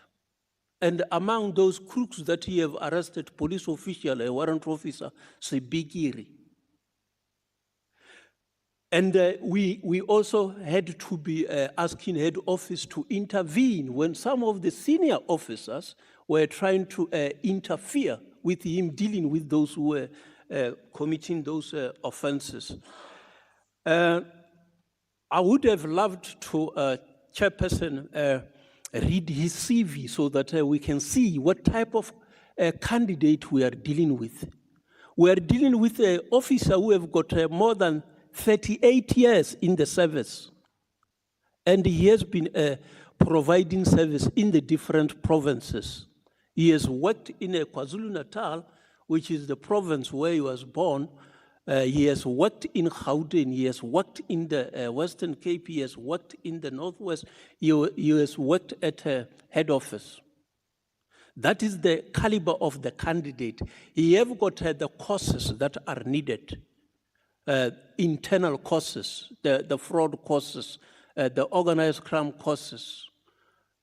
He have also studied on his own to get the necessary educational qualification, inclusive of the national diploma and the degree, Bachelor of Law. He's a jurist. There are other aspects that he have actually attended to. When he was appointed in the Northwest, part of the challenges that the DPCI has faced was to deal with those who were appointed before this current leadership was appointed in the DPCI. He is the one that was assigned to investigate the irregular appointments that have happened, of which some of those are still pending on the Labor Court, to revisit those appointments that were done. I must say that when all of the candidates that were shortlisted were assessed, he came first with regard to the scoring from the panel. And the second one that I was following, we also took that into consideration in interrogating who could be the most suitable person. We could not find reason why we should overlook this one, which is why the panel recommended the candidate who was leading. We will be in a position to provide the scores that informed this. What we shall do is we shall only leave his name, but remove the name of other candidates and only leave the scores. So the submission that we will do will come in that fashion. Chairperson, we believe that all the checks and balances were done, and then all of the guidelines regarding the selection and the filling of posts were done in terms of the existing law. We have complied, and then the issue of the dark cloud is something that we shall be guided, that if somebody has ever been disciplined, is it the end of the day that individual must never be considered for any other post if it becomes available. If that is the case, it's something that we shall be guided, but we shall also be interrogating the law if the laws make those provisions. With those remarks, I submit. Thank you, Chairperson. Thank you, General, for an extremely detailed response. 2 or 3 things from me, then there's 2 or 3 comments from the committee, and then we have to unfortunately convene. But the first thing is, General, unfortunately, in terms of the review, let me put something very straight to you.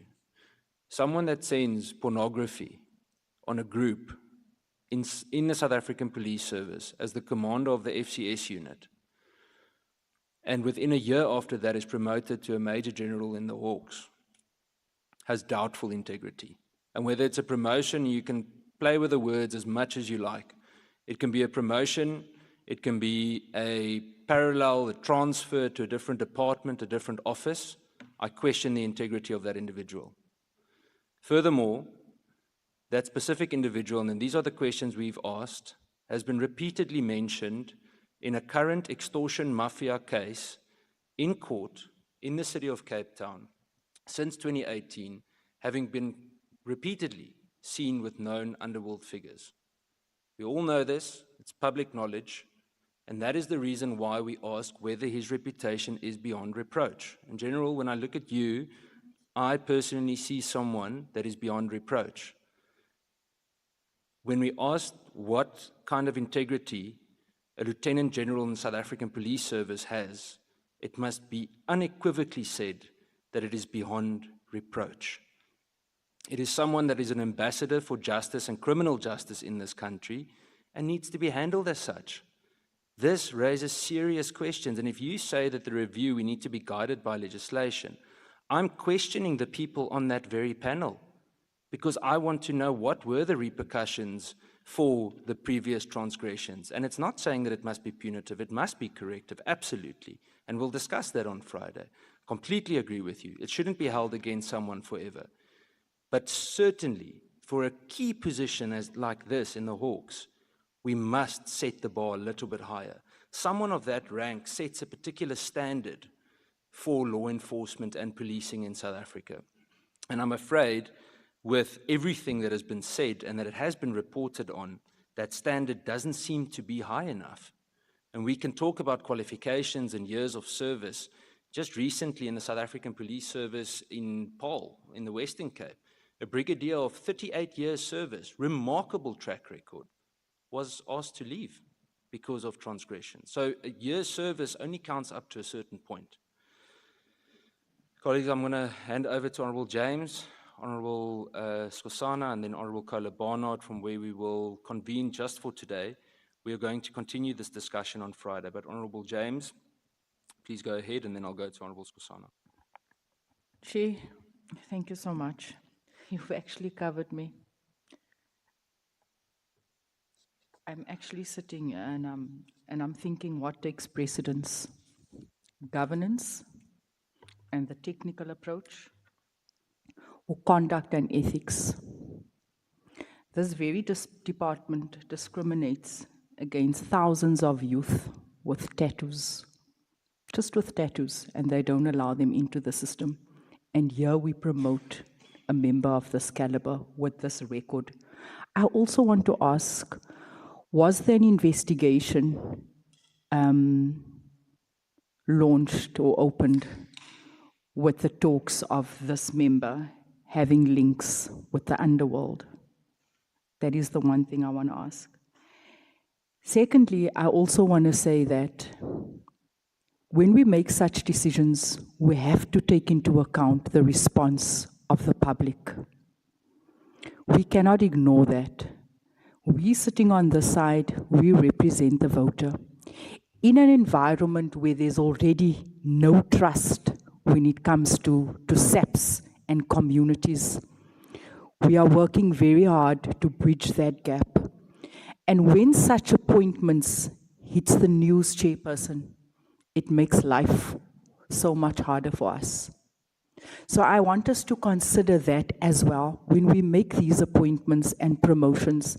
I cannot believe that we can justify someone's, it almost takes me back to when I reported a member at the Eldorado Park police station, and I said this member was found at a house using drugs, sniffing, and someone says this member actually investigates and has many successes.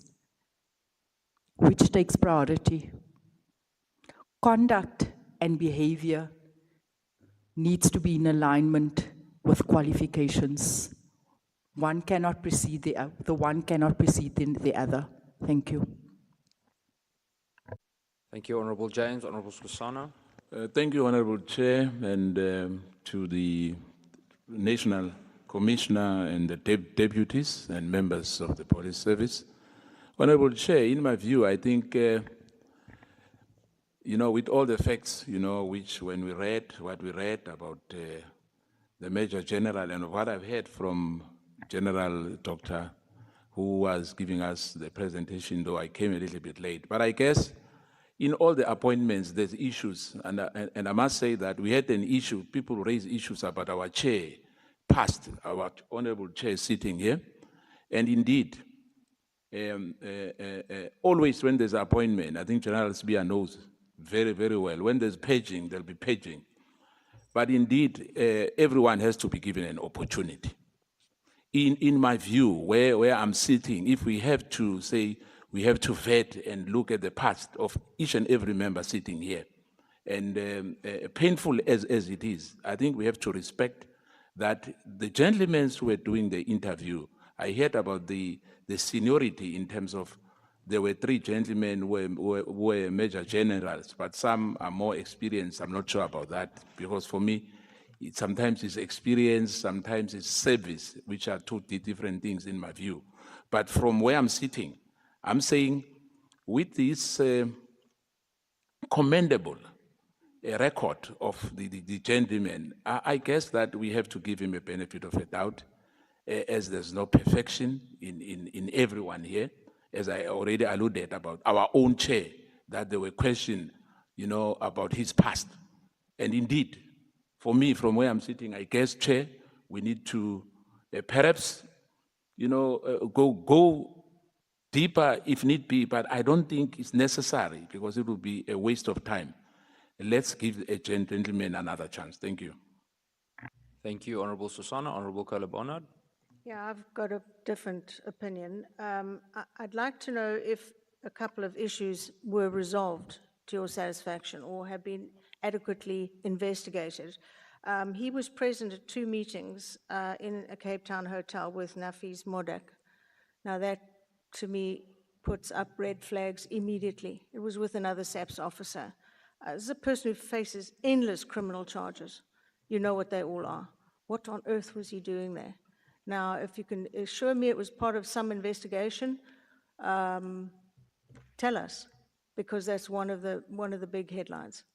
And of course, it smells of him being complicit in a great many of those crimes. Then in 2017, what has come of the case laid by Brigadier Sonia Hari? Sexual harassment in the extreme, which he just brushed aside. Now, she wrote to Becky Kele, she wrote to Kayas Kekla Setole. She did everything she could to deal with this man who was out to get her out after her 30-year career. Really, what has happened there? Or has that been brushed under the carpet? Because if there are issues that don't technically tick a box, is it possible they were swept under the carpet in order to clear his name? I don't know. Tell us they were investigated. Tell us that she was found to be an absolute liar, this head of the Family Violence, Child Protection and Sexual Offences Unit. Tell us she lied about the sexual harassment. Tell us. And if she didn't, then what on earth are we even having this discussion for? How can you possibly put a person like that in that position? Those are the questions I think that have to be answered. And as for the distribution of porn, really, this is a person you're putting in this position. How could we trust someone like that? Thank you, Honourable Carla Bonnet. Colleagues, I'm going to, there's one last comment here, and then we really need to finish. Thank you. Thank you, Chair. Thank you for recognizing me. I know we're hard pressed for time, but I did ask the question earlier that we don't want this to be a kangaroo court. And I'm just a guest of this portfolio committee. I came in specifically, I was interested in hearing about what SAPS is doing about extortion. So I provide an independent eye. And I've learned that, you know, in our very own parliament, we have a person, a leader of a party who has a past, but he's been rehabilitated and he's serving our country with distinction. So I'm quite satisfied with the very well-researched and the process that has been followed. And I don't think anybody can be held accountable if we cannot be a court here. We are a committee that advises and that guides. So I'm quite satisfied with the explanation that was afforded by the Honourable member there. Thank you so much, Honourable Chair. Thank you. Colleagues, with that, I'm going to, I think just as a point of interest, the committee is not just advise. That's not the role we play. We have a very distinct oversight role to play. And this is an extremely important part of that. But I agree with you. And this is why I don't want today to be the end of the discussion. We need to be level-headed. We need to be able to look each other in the eyes. General Labia, as he always has done, always comes back with feedback, and we always give General Labia the benefit of the doubt. So don't take the comments today as ill intent towards a specific individual sitting in here today, because that's not what it is. We have a role to do robust oversight, which we will do, but we need to be able to work together as colleagues too, and we need to respect the different legs of the state. And we need to fulfill the mandate that we have. So thank you for everyone's effort today, and thank you that we do have a committee where we can speak frankly with each other. That is the way that we're going to build a sustainable and a constructive future. And please do attend the committee again. It's important for us to have additional members to also come in and give input. So thank you to everyone, and thank you to everyone from SAPS for being here. And DM, thank you to you too as well. Really appreciate your presence. National Commissioner, thank you to you as well. General Labia specifically, thank you.